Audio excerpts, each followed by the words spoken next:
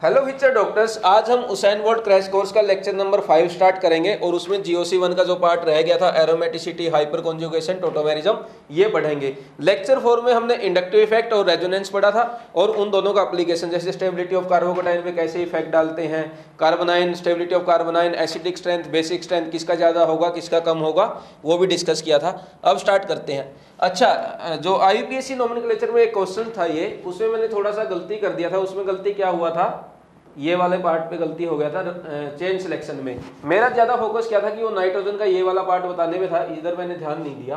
तो यहाँ से हमारी चेन सिलेक्ट करेंगे। अब यहाँ तक तो आ गई, अब जाना किस साइड है, नीचे जाएंगे ऊपर की तरफ जाए।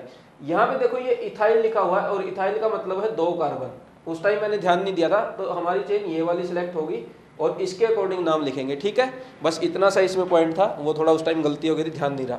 अब हम स्टार्ट करते हैं एरोमेटिसिटी। एरोमेटिसिटी, इसमें देखो 3 टाइप के कंपाउंड है, या तो एरोमेटिक होंगे, या नॉन एरोमेटिक होंगे, या एंटी एरोमेटिक होंगे। अब हमें ये डिसाइड करना पड़ता है कौन सा कंपाउंड एरोमेटिक है, कौन सा नॉन एरोमेटिक है और कौन सा एंटी एरोमेटिक है। एरोमेटिक का मतलब क्या होता है, अरोमा, अरोमा से बनाइए, अरोमा मतलब स्मेल, ऐसे जो स्मेल देंगे। अब ऐसा तो है नहीं कि एक एक कंपाउंड को सूंघ के देखेंगे, ऐसा है क्या, नहीं। तो कुछ रूल बनाए गए हैं, जैसे हमने आईयूपीएससी नोमेनक्लेचर में देखा था, आइसोमेरिज्म में देखा था, उसी के अकॉर्डिंग हम लोगों को यहाँ ये पता चल जाएगा कौन सा कंपाउंड एरोमेटिक है, कौन सा एंटी एरोमेटिक है, कौन सा नॉन एरोमेटिक है, देखते ही। अब ये रूल क्या है, रूल नंबर 1, कंपाउंड क्या होना चाहिए, साइक्लिक। पहली बात क्या है, कंपाउंड क्या होगा, साइक्लिक होगा। दूसरा, कंपाउंड प्लेनर होना चाहिए। प्लेनर का मतलब क्या है, जितने भी कार्बन है वो सारे क्या हो, सेम हाइब्रिडाइजेशन, मतलब सेम प्लेन में हो। ठीक है, जब हम क्वेश्चन डिस्कस करेंगे तब समझ आ जाएगा ये। और थर्ड पॉइंट इसमें क्या है, रेजोनेंस मस्ट, मतलब जो रिंग बनेगी उसके अंदर रेजोनेंस होना ही चाहिए, तभी कंपाउंड एरोमेटिक हो सकता है। ठीक है, फोर्थ पॉइंट क्या है, हकल रूल, ये इंपॉर्टेंट है। हकल रूल क्या है, 4n+2 पाई इलेक्ट्रॉन, जो रेजोनेंस होगा ना उसमें कितना होना चाहिए, 4n+2 पाई इलेक्ट्रॉन। 4n+2 का मतलब क्या है, n की वैल्यू यदि 0 रखेंगे तो 4 × 0 प्लस में 2 कितना हो गया, 2। 4 × 1 करेंगे प्लस में 2 कितना हो जाएगा, 6। मतलब 2, 6, 10, 14, 18, ये ऐसे वाले इलेक्ट्रॉन यदि रेजोनेंस में होंगे तो वो कंपाउंड क्या हो जाएगा, एरोमेटिक। और अदरवाइज क्या होगा, या तो एंटी एरोमेटिक या नॉन एरोमेटिक। अब एंटी एरोमेटिक और नॉन एरोमेटिक की भी कंडीशन देख लेते हैं। देखो, एरोमेटिक और एंटी एरोमेटिक में एक ही डिफरेंस है, वो है हकल रूल का। इसमें हकल रूल फॉलो होगा, इसमें हकल रूल फॉलो नहीं होगा। यहाँ पे जो पाई इलेक्ट्रॉन रेजोनेंस में है वो कितने होंगे, 4n पाई। और n की वैल्यू कहाँ से स्टार्ट होगी, 1, 2, 3, 4 से, मतलब ऐसे होंगे रेजोनेंस से 4, 8, 12, 16, इस टाइप से। ठीक है, ये हो जाएगा एंटी एरोमेटिक। क्या हुआ difference, only 4n+2 pi electron का डिफरेंस है। एंटी एरोमेटिक भी साइक्लिक होगा, कहाँ गया, ऊपर की तरफ चला गया ना, साइक्लिक होगा, प्लेनर होगा, रेजोनेंस इसमें भी होगा, लेकिन जो इलेक्ट्रॉन रेजोनेंस में इन्वॉल्व होंगे वो कितने होंगे, 4n पाई। लेकिन एरोमेटिक में कितना होगा, 4n+2।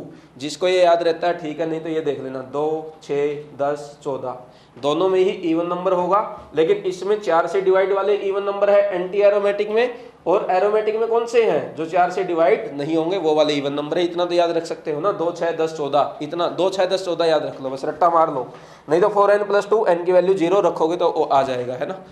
अच्छा, नॉन एरोमेटिक कौन सा होगा, ऐसे कंपाउंड जो इनमें से कोई भी एक, या तो वो साइक्लिक नहीं होंगे, या वो प्लेनर नहीं होंगे, या उनके अंदर रेजोनेंस नहीं होगा, या फिर नीचे वाला रूल फॉलो नहीं होगा, मतलब जैसे ओड आ जाए 3, 5, 7, ऐसा तो होगा ही नहीं। क्यों, जब रेजोनेंस ही नहीं होगा तो नंबर ऑफ पाई इलेक्ट्रॉन जो रेजोनेंस में इन्वॉल्व होंगे वो वैसे ही 0 हो जाएंगे। तो ऐसा भी देखने की जरूरत नहीं है, मतलब कोई भी एक कंडीशन फुलफिल ना हो, ना तो वो साइक्लिक हो, या वो प्लेनर ना हो, या फिर वो रेजोनेंस ही ना हो, उनको क्या बोल देंगे, नॉन एरोमेटिक। अब नेक्स्ट डिस्कस करते हैं स्टेबिलिटी। स्टेबिलिटी किसका ज्यादा होगा, एरोमेटिक का ज्यादा होगा, एंटी एरोमेटिक का ज्यादा होगा, या नॉन एरोमेटिक का ज्यादा होगा। तो यहाँ पे आपके सामने ऑर्डर लिखा हुआ है, एरोमेटिक सबसे ज्यादा स्टेबल होगा, then non aromatic, then anti aromatic. Stability जानना इसलिए जरूरी है, जब हम एप्लीकेशन ऑफ एरोमेटिसिटी पढ़ेंगे ना, जैसे stability of carbanion, acidic strength, basic strength, किसका कम किसका ज़्यादा, वहाँ पे ये चीज़ काम आएगी। जो एरोमेटिक होगा वो ज़्यादा स्टेबल होगा, नॉन एरोमेटिक इससे कम, और एंटी एरोमेटिक सबसे कम। अब ये कुछ एग्जाम्पल लिखे हुए हैं आपके सामने, इनमें हमें ये देखना है कौन सा कंपाउंड एरोमेटिक है, कौन सा नॉन एरोमेटिक है, कौन सा एंटी एरोमेटिक है। फर्स्ट से डिस्कस करते हैं। पहली कंडीशन बताओ भाई क्या थी, कंपाउंड क्या होना चाहिए, साइक्लिक। क्या ये कंपाउंड साइक्लिक है, हाँ ये कंपाउंड साइक्लिक है। फिर सेकंड कंडीशन क्या है, प्लेनर। क्या ये कंपाउंड प्लेनर है, क्या प्लेनर का मतलब है sp2 होने चाहिए, ये क्या है सारे sp3, मतलब ये कंपाउंड प्लेनर नहीं है। तीसरा रेजोनेंस, रेजोनेंस भी इसके अंदर नहीं दिख रहा, क्यों, क्योंकि कॉन्जुगेशन में है ही नहीं कुछ भी, ना तो पाई पाई बॉन्ड कॉन्जुगेशन है, ना ही पाई बॉन्ड के साथ पॉजिटिव चार्ज है, तो इसका मतलब ये क्या हो जाएगा, नॉन एरोमेटिक। क्या हो गया, नॉन एरोमेटिक। सेकंड क्वेश्चन देखो, कंपाउंड साइक्लिक है क्या, हाँ कंपाउंड साइक्लिक है। प्लेनर है क्या, ये भी sp2 ये भी sp2, लेकिन ये क्या आ गए sp3 वाले, इसका मतलब कंपाउंड प्लेनर नहीं है, और प्लेनर नहीं है तो क्या हो जाएगा, एक भी कंडीशन फुलफिल नहीं हुआ तो क्या हो जाएगा, नॉन एरोमेटिक। नेक्स्ट इसमें देखो भाई, साइक्लिक है, ये भी sp2 ये भी sp2 और ये भी sp2, क्यों, क्योंकि कार्बोकेटाइन बना हुआ है। जब तीन कार्बोकेटाइन बन गए, ओ सॉरी तीनों sp2 हो गए, कंपाउंड प्लेनर है। अब चेक करेंगे रेजोनेंस, रेजोनेंस की कंडीशन क्या होती थी, पाई बॉन्ड के साथ कॉन्जुगेशन में पॉजिटिव चार्ज हो, नेगेटिव चार्ज हो, लोन पेयर हो या फिर फ्री रेडिकल हो। यहाँ पे क्या है, पाई बॉन्ड के साथ कॉन्जुगेशन में पॉजिटिव चार्ज आ गया, मतलब यहाँ पे रेजोनेंस तो होगा। अब रेजोनेंस वाली कंडीशन भी फुलफिल हो गई। अब लास्ट कंडीशन बची है हकल रूल।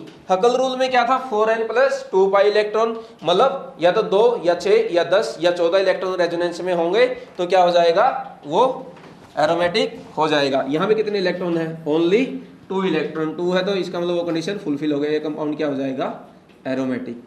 लास्ट वाला चेक करो, यहाँ पे बोलो भाई क्या है, ये sp2 ये sp2। अब यहाँ देखो, यहाँ क्या है, 2 बॉन्ड तो ये निकल गए और एक बॉन्ड हाइड्रोजन वाला और एक लोन पेयर। अब आपको ये लग सकता है 3 सिग्मा बॉन्ड हो गए और एक लोन पेयर, इसका हाइब्रिडाइजेशन क्या हो जाएगा, sp3। आपको ऐसा लग सकता है, लेकिन ऐसा नहीं है। क्यों, क्योंकि रेजोनेंस में इन्वॉल्व नेगेटिव चार्ज या लोन पेयर को हाइब्रिडाइजेशन में काउंट नहीं करते, ये बात ध्यान रखनी है। क्या बोला मैंने, जब भी लोन पेयर या नेगेटिव चार्ज रेजोनेंस में होगा तो वो हाइब्रिडाइजेशन में काउंट नहीं होगा। इसका मतलब यहाँ पे कितना ही काउंट है, 3 सिग्मा बॉन्ड। 3 सिग्मा बॉन्ड का मतलब क्या हो गया, हाइब्रिडाइजेशन sp2। इसका मतलब क्या है, कंपाउंड प्लेनर तो है। पहली बात समझ आ गई, कंपाउंड प्लेनर है, साइक्लिक है, रेजोनेंस इसके अंदर है क्या, हाँ भाई ये नेगेटिव चार्ज रेजोनेंस ऐसे करेगा, ये पाई बॉन्ड यहाँ चला जाएगा, रेजोनेंस वाली कंडीशन भी फुलफिल हो गई। कितने पाई इलेक्ट्रॉन रेजोनेंस में है, एक तो पाई बॉन्ड ये हो गया, एक नेगेटिव चार्ज ये हो गया, कितना हुआ, 2 इलेक्ट्रॉन और 2 इलेक्ट्रॉन, टोटल कितना हुआ, 4। 4 का मतलब कौन सा रूल फॉलो हुआ, 4n + 2 हुआ क्या, नहीं, कौन सा हो गया, 4n पाई वाला। 4n पाई वाला है तो कौन सी कंडीशन, मतलब कौन से टाइप का कंपाउंड बन जाएगा, एंटी एरोमेटिक। ये कंपाउंड कैसा हो गया, एंटी एरोमेटिक। नेक्स्ट क्वेश्चन करते हैं। ये क्या हो गया, सब इनको रफ कर देता हूँ एक बार में, ठीक है, ये सब गड़बड़ हो गया पूरा, एक बार देख लो। हाँ अब डिस्कस करते हैं इसको। पहले वाले में देखो, कंपाउंड साइक्लिक है, यहाँ पे डबल बॉन्ड बने हुए हैं, रेजोनेंस भी अच्छा खासा है यहाँ पे, है ना, ये रेजोनेंस इसके साथ कर रहा है, ये इसके साथ ऐसे करेगा, क्या हो गया बोलो, 4 पाई इलेक्ट्रॉन, क्यों, 2 पाई ये 2 पाई ये, 4 पाई इलेक्ट्रॉन इसके साथ रेजोनेंस में, कंपाउंड साइक्लिक भी है और प्लेनर भी है, तो इसका मतलब ये कंपाउंड क्या हो जाएगा, एंटी एरोमेटिक। अब बार बार डिस्कस नहीं करेंगे साइक्लिक कौन है कौन क्या है ना। कंपाउंड साइक्लिक दिख रहा है, प्लेनर है क्या, हाँ ये वाला क्या है, sp2, बाकी sp2 है ही क्योंकि डबल बॉन्ड के साथ है। पूरा कंपाउंड प्लेनर है, रेजोनेंस भी ऐसे बहुत अच्छे से कर रहा है। इलेक्ट्रॉन कितने रेजोनेंस में इन्वॉल्व है, 2 इलेक्ट्रॉन तो ये और 2 इलेक्ट्रॉन ये। क्या पॉजिटिव चार्ज के पास इलेक्ट्रॉन है क्या, नहीं, 0। टोटल इलेक्ट्रॉन कितने हैं रेजोनेंस में, 4 पाई। 4 पाई का मतलब क्या हो गया, एंटी एरोमेटिक। ऐसी स्पीड से क्वेश्चन करना अब आपको। नेक्स्ट बताओ भाई कौन करेगा, इसमें क्या होगा, कंपाउंड साइक्लिक है, प्लेनर है क्या, ये सारे डबल बॉन्डेड कार्बन और ये वाला sp2 हो जाएगा, क्यों, क्योंकि लोन पेयर को रेजोनेंस में हो तो उसको हाइब्रिडाइजेशन में काउंट नहीं करते। इसका मतलब क्या हुआ, ये sp2 है, कंपाउंड पूरा प्लेनर है, रेजोनेंस है क्या, हाँ ये पाई यहाँ से चला, ये यहाँ चला और ये कंप्लीट रिंग में क्या हो गया, रेजोनेंस है। कितने इलेक्ट्रॉन है, 2 4 6, 6 पाई इलेक्ट्रॉन है। 6 पाई इलेक्ट्रॉन किसके लिए है, 4n + 2 का रूल फॉलो हो गया। n की वैल्यू रखेंगे, 4 × 1 + 2, 4 + 2 = 6। 6 है तो क्या हो गया, एरोमेटिक। तो आंसर क्या आ गया, एरोमेटिक। ये बेंजीन है, बेंजीन सबको पता है एरोमेटिक है। नेक्स्ट भाई ये वाला क्वेश्चन करो अब। साइक्लिक है, अच्छा ये देखो ये सारे ही कंपाउंड साइक्लिक है, पहली बात तो ये खत्म कर देता हूं, ठीक है। अब देखते हैं प्लेनर वाला। प्लेनर है क्या ये? हाँ भाई, ये डबल बॉन्डेड, ये डबल बॉन्डेड और इसका हाइब्रिडाइजेशन sp2, क्यों? क्योंकि लोन पेयर रेजोनेंस में है। और कंप्लीट रेजोनेंस है क्या? हाँ भाई, पूरी रिंग में घूम रहा है रेजोनेंस, तो वो भी फुलफिल होगी कंडीशन। बची हुई क्या है? देखो अब पहली तीन कंडीशन फुलफिल हो गई, या तो कंपाउंड एरोमेटिक होगा या एंटी एरोमेटिक होगा, वो डिपेंड करेगा हकल्स रूल पे। हकल्स रूल यहाँ पे क्या है? 4n+2 फॉलो करेगा कि नहीं? 2 4 6 हमने पढ़ा था, 2 6 10 14 18 ऐसा कुछ भी होने पे कंपाउंड क्या हो जाएगा? एरोमेटिक। यहाँ कितने इलेक्ट्रॉन है? 2 4 6, तो इसका मतलब ये कंपाउंड क्या हो गया? एरोमेटिक हो गया।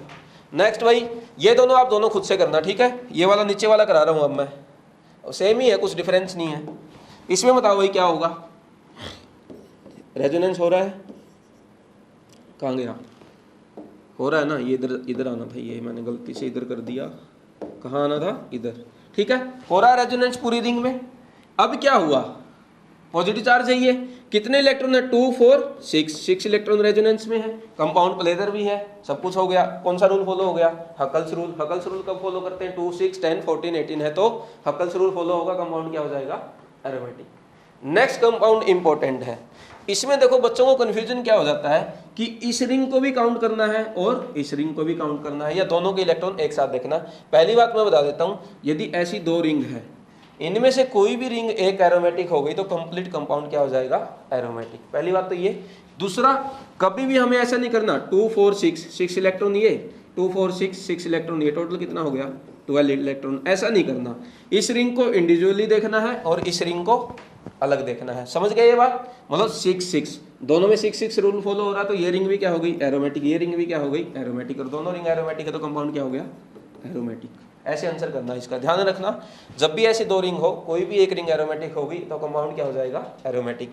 दोनों के इलेक्ट्रॉन को जोड़ के नहीं लिखना, जोड़ के लिखते तो क्या होता? 4n+2 फॉलो होता है क्या? नहीं। क्यों? क्योंकि 6 6 12 12 किससे डिवाइड है? 4 से, इसका मतलब क्या हो जाता? Anti aromatic. ऐसा नहीं है, हमें दोनों रिंग को इंडिविजुअल देखना है। इसके 6 इलेक्ट्रॉन, हकल रूल फॉलो किया, इसमें 6 इलेक्ट्रॉन, हकल रूल फॉलो किया, दोनों रिंग क्या हो गई? एरोमेटिक। कंपाउंड क्या हो जाएगा? पूरे का पूरा एरोमेटिक।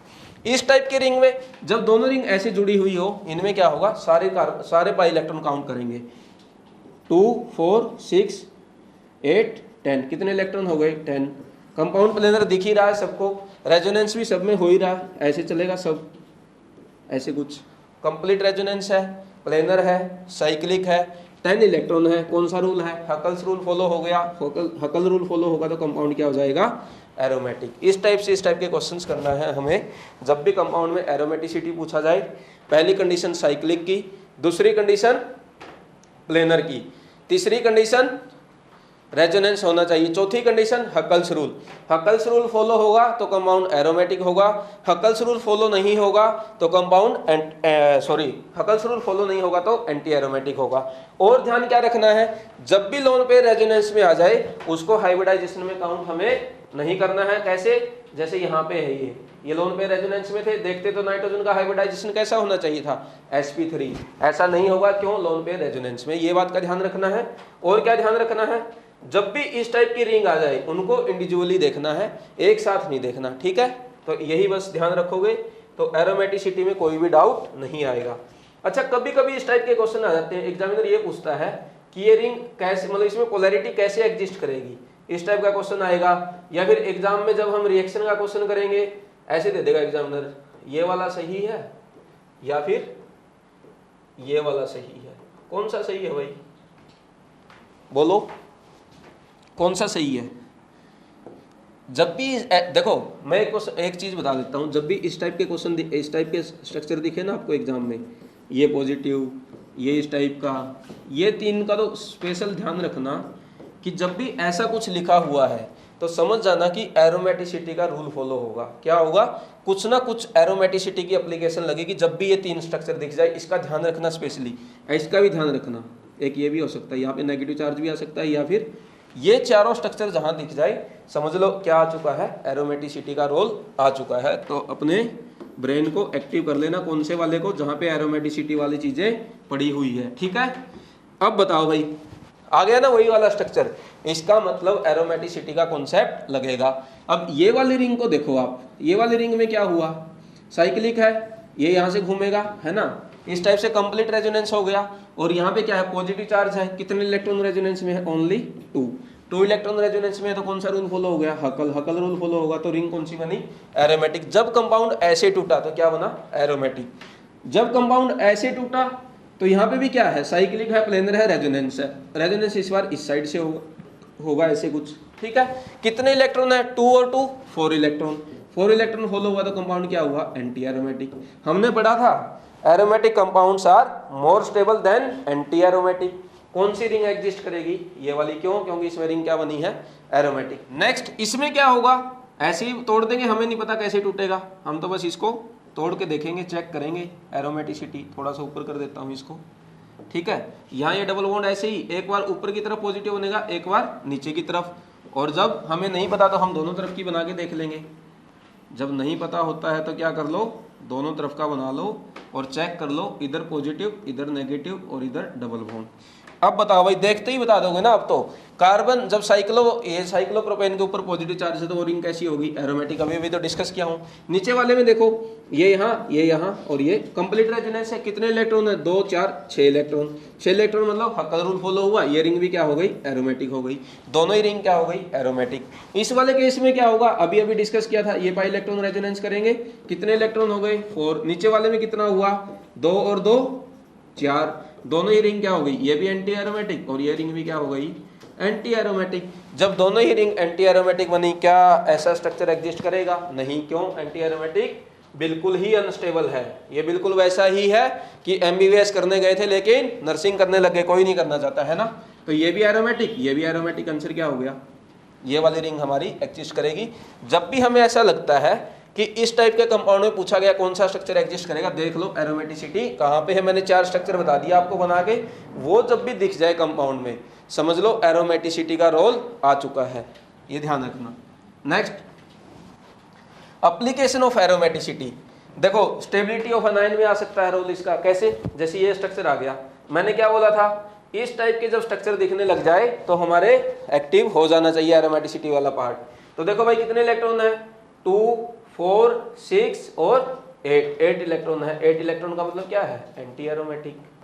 यहाँ पे 2 4 और 6, कंपाउंड क्या हो गया, एरोमेटिक। मैं डायरेक्ट एरोमेटिसिटी में कैसे आया, मैंने देखा ये स्ट्रक्चर ऐसे दिख रहे हैं। अब आप बोलोगे सर आपने वो क्यों नहीं किए, हाइपर कॉन्जुगेशन, सॉरी आपने वो इंडक्टिव इफेक्ट, मेसोमेरिक इफेक्ट क्यों नहीं किए, क्यों, यहाँ पे लगेंगे ही नहीं। जैसे ये स्ट्रक्चर दिखे ओनली एरोमेटिसिटी पे उतर आओ, है ना। ये वाले कंपाउंड में देखो नेगेटिव चार्ज तो बना हुआ है, क्या रिंग में रेजोनेंस है, क्या यहाँ से आगे जाने के लिए जगह नहीं है, क्यों, पाई बॉन्ड है ही नहीं। इसका मतलब ये कंपाउंड कैसा हो जाएगा, नॉन एरोमेटिक। हमें पता है aromatic are more stable then non aromatic और देन एंटी एरोमेटिक। आंसर क्या हो गया, ये बी है, ये ए है और ये सी है। आंसर क्या हो जाएगा, B greater than C greater than A, ये हमारा आंसर आ गया। समझ गए ना कौन सा रूल लग गया, एरोमेटिसिटी वाला। नेक्स्ट, एक बार है ना लास्ट में कंक्लूजन में मैं बताऊंगा कि कैसे स्टेबिलिटी देखते हुए हमें डायरेक्ट एरोमेटिसिटी में जाना है, इंडक्टिव में कब जाना है, -m पे कब जाना है, एक क्वेश्चन कराऊंगा, उसमें सारे कॉन्सेप्ट क्लियर हो जाएंगे और फाइनली ये भी पता चल जाएगा कि कब इंडक्टिव इफेक्ट देखना है, कब एरोमेटिसिटी देखनी, कब क्या देखना है ना। ये वाला क्वेश्चन करो। अब देखो इसमें क्या होगा, नेगेटिव चार्ज घूमेगा पूरी रिंग में, कंपाउंड क्या हो गया, एरोमेटिक। क्यों, 2 4 6 इलेक्ट्रॉन थे। इस वाले में क्या होगा, रिंग हमारी क्या है, एरोमेटिक, और रिंग एरोमेटिक है तो कंपाउंड क्या हो गया, एरोमेटिक। अब दोनों ही कंपाउंड एरोमेटिक है लेकिन ज्यादा स्टेबल कौन सा होगा, यहाँ क्वेश्चन ये है। दोनों ही रिंग एरोमेटिक है, दोनों ही कंपाउंड एरोमेटिक है, लेकिन क्वेश्चन क्या आ गया, फिर भी हमें स्टेबिलिटी फाइंड आउट करनी है।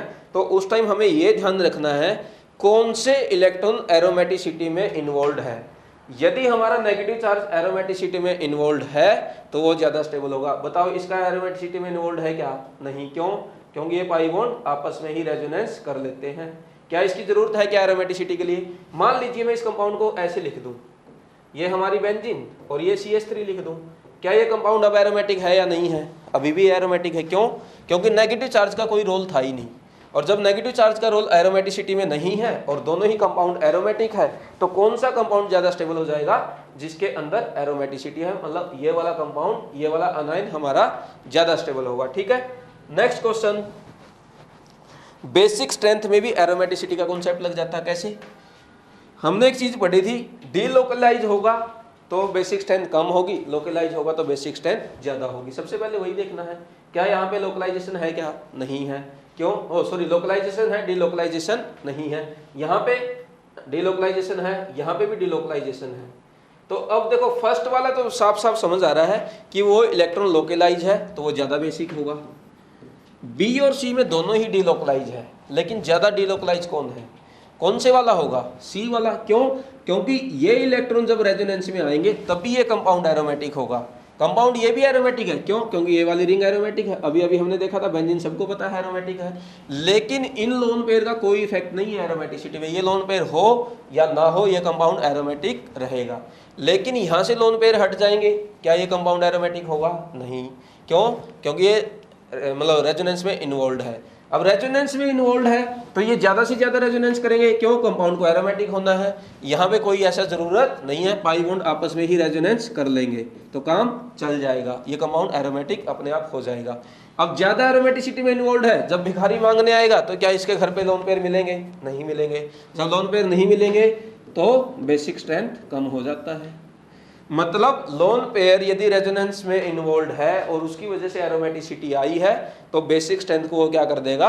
कम कर देगा। हमें बस ये ध्यान रखना है कि कहीं वो लोन पेयर रेजोनेंस में तो इन्वॉल्व नहीं है, मतलब एरोमेटिसिटी में तो इन्वॉल्व नहीं है, और एरोमेटिसिटी में इन्वॉल्व होंगे तो बेसिक स्ट्रेंथ को कम कर देंगे। ये पॉइंट याद रखना। ठीक है, नेक्स्ट क्वेश्चन, ये वाले में चेक करो मतलब बेसिक स्ट्रेंथ। फर्स्ट वाला देखो, क्या लोन पेयर रेजोनेंस में है? क्या ये यहाँ जाएंगे, ये यहाँ जाएंगे। कल भी हमने डिस्कस किया था कि जब ये पाई बॉन्ड आपस में कैपेबल है रेजोनेंस के, क्या वो बाहर के लोन पेयर को इन्वॉल्व करेंगे? नहीं। ये सिमिलर वैसा ही, ये तीन लड़कियां आपस में खेल रही है, किसी लड़के को एंट्री नहीं देंगे, तो ये लोन पेयर कैसे हो गए? लोकलाइज। इस वाले में क्या होगा? ये इलेक्ट्रॉन रेजोनेंस करेंगे। क्यों? क्योंकि रेजोनेंस नहीं करेंगे तो कंप्लीट रिंग में रेजोनेंस नहीं होगा, मतलब ये रिंग में इन्वॉल्व है रेजोनेंस में। और साथ में क्या है? कितने पाई इलेक्ट्रॉन है? 6 है। 6 है तो क्या हो गया? एरोमेटिक। यहाँ पे क्या है? ये रेजोनेंस करेगा क्या? नहीं करेगा। क्यों? क्योंकि रिंग के अंदर पाई बॉन्ड नहीं है। ये भी क्या हो गया? लोकलाइज। अब देखो, फर्स्ट वाला भी लोकलाइज और लास्ट वाला भी लोकलाइज, और ये तो हो गया डीलोकलाइज क्योंकि इलेक्ट्रॉन रेजोनेंस में इन्वॉल्व है। तो मतलब बी की तो बेसिक स्ट्रेंथ सबसे कम। ए और सी में देखना है हमें, ए और सी में किसका होगा? बताओ भाई, बोलो। ये रेजोनेंस में तो इन्वॉल्व नहीं है, ये भी इन्वॉल्व नहीं है, दोनों ही लोकलाइज है। अब एक चीज देखो, इस नाइट्रोजन का हाइब्रिडाइजेशन क्या होगा? बोलो भाई, sp2। और ये वाले का कैसा होगा? sp3। हमें पता है sp3 वालों की इलेक्ट्रोनेगेटिविटी कम होती है। इलेक्ट्रोनेगेटिविटी का मतलब क्या है? कम कंजूस। कम इलेक्ट्रोनेगेटिविटी इज इक्वल टू कम कंजूस, मतलब ऐसे इजिली दे देगा। जो इजिली दे देगा ये लोन पेयर, उसकी बेसिक स्ट्रेंथ ज्यादा। आंसर क्या हो गया? सी ग्रेटर देन ए। बस इतना सा है क्वेश्चन। देखो, इसमें एरोमेटिसिटी का कॉन्सेप्ट वैसे लगा नहीं, लेकिन फिर भी इसके लोन पे रेजोनेंस में इन्वॉल्व थे। हमें मतलब पॉइंट ये था कि कंपाउंड एरोमेटिक था, इसलिए मैंने डिस्कस कर दिया।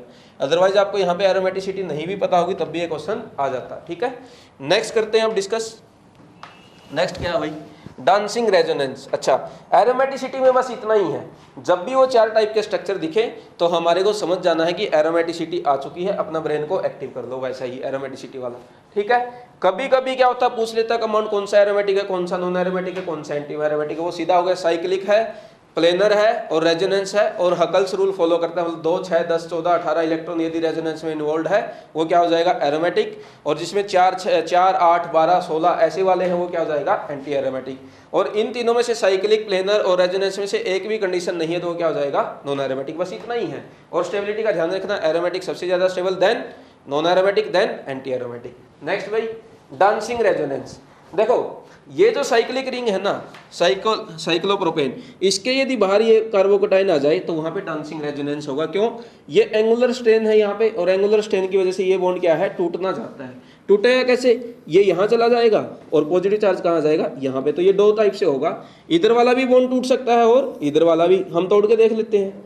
एक बार ये टूटा, जब भी ऑर्गेनिक में कुछ समझ ना आए दोनों साइड से तोड़ दो, इधर पॉजिटिव चार्ज आएगा, और जब इधर वाला टूटेगा तो कैसा होगा? ये डबल बॉन्ड बनेगा, इस बार इधर से टूट जाएगा, पॉजिटिव चार्ज इधर आ जाएगा। देखो कैसा हो रहा है, एक बार पॉजिटिव इधर, एक बार इधर, मतलब ये हो रहा है एक बार ऐसे, एक बार ऐसे, एक बार ऐसे। नहीं समझ आ रहा? इसको डांसिंग रेजोनेंस बोलते हैं। क्यों? देखो ऐसा मानो ये जो ऊपर की तरफ दो बॉन्ड जा रहे हैं ना, ये मेरे दोनों हाथ है, ऐसे दिख रहे हैं, ये डबल बॉन्ड है। और यहाँ ये पॉजिटिव चार्ज एक बार इधर की तरफ जा रहा है, एक बार इधर की तरफ, ऐसा होगा। देखो ये दोनों डबल बॉन्ड ऐसे हो रहा है, ऐसे हो रहा है, ये डांसिंग हो रहा है, ये डांसिंग रेजोनेंस है। समझ गए? तो बस डांसिंग, इसका नाम भी ऐसे ही हुआ है क्या? पता नहीं, मैं एक दिन सोच रहा था, मेरे को लगा कि इसी वजह से डांसिंग रेजोनेंस होगा, जैसे हम डांस करते हैं ऐसे हाथ खड़े करके ऐसे, वही वाला डांसिंग रेजोनेंस है। नेक्स्ट करते हैं अब, कहाँ पे रेजोनेंस? देखो एक ध्यान रखना, डांसिंग रेजोनेंस तो हमने देख लिया कि ये एंगुलर स्ट्रेन की वजह से ये बॉन्ड टूट जाता है और ऐसे एक टाइप से ऐसे लगता है रेजोनेंस हो रहा है। क्यों? एक बार डबल बॉन्ड यहाँ चला गया, फिर डबल बॉन्ड यहाँ था, पॉजिटिव चार्ज यहाँ आ गया। डांसिंग रेजोनेंस कार्बोकैटायन को सबसे ज्यादा स्टेबिलिटी देता है। क्या बोला मैंने? यदि डांसिंग रेजोनेंस होगा तो वो कार्बोकैटायन सबसे ज्यादा स्टेबल होगा। अब वही इसकी एप्लीकेशन है यहाँ पे। बताओ इन दोनों में कौन सा ज्यादा स्टेबल होगा? साइक्लोप्रोपेन के जस्ट बाहर यदि पहले कार्बन पर पॉजिटिव चार्ज है तो वो साइक्लिक रेजोनेंस, डांसिंग रेजोनेंस करेगा, डांसिंग रेजोनेंस करेगा। यहाँ पे डांसिंग रेजोनेंस होगा क्या? नहीं होगा। क्यों? क्योंकि ये बेंजीन और ये साइक्लोप्रोपेन, ओनली साइक्लोप्रोपेन क्या करता है? Dancing resonance. तो आंसर क्या हो गया? फर्स्ट वाला ज्यादा स्टेबल हो गया। नीचे वाले में देखो, एक साइक्लोप्रोपेन, इसमें दो साइक्लोप्रोपेन, मतलब दोनों साइड से डांसिंग रेजोनेंस। और इस वाले में इधर से भी, इधर से भी, इधर से भी, कितनी? तीन साइक्लोप्रोपेन, तीनों साइड से डांसिंग रेजोनेंस। सबसे ज्यादा डांसिंग रेजोनेंस किसमें हुआ? सबसे लास्ट वाले में सबसे ज्यादा स्टेबल कौन हुआ? ये।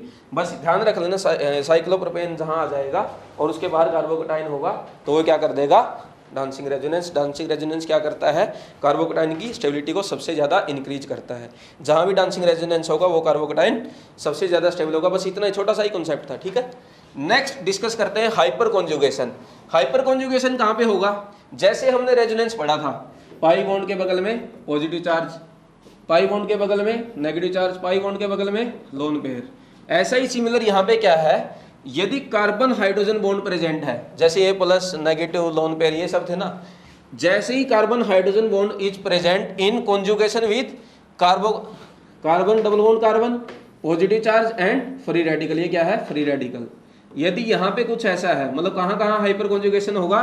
Carbon carbon double bond, carbon positive charge, carbon free radical, ये इन तीनों जगह के। जैसे मान लीजिए ये है, ये कार्बन कार्बन डबल बॉन्ड, इसके बगल में ये कार्बन और इसके साथ यदि एक हाइड्रोजन लगा हुआ है, क्या बोला मैंने?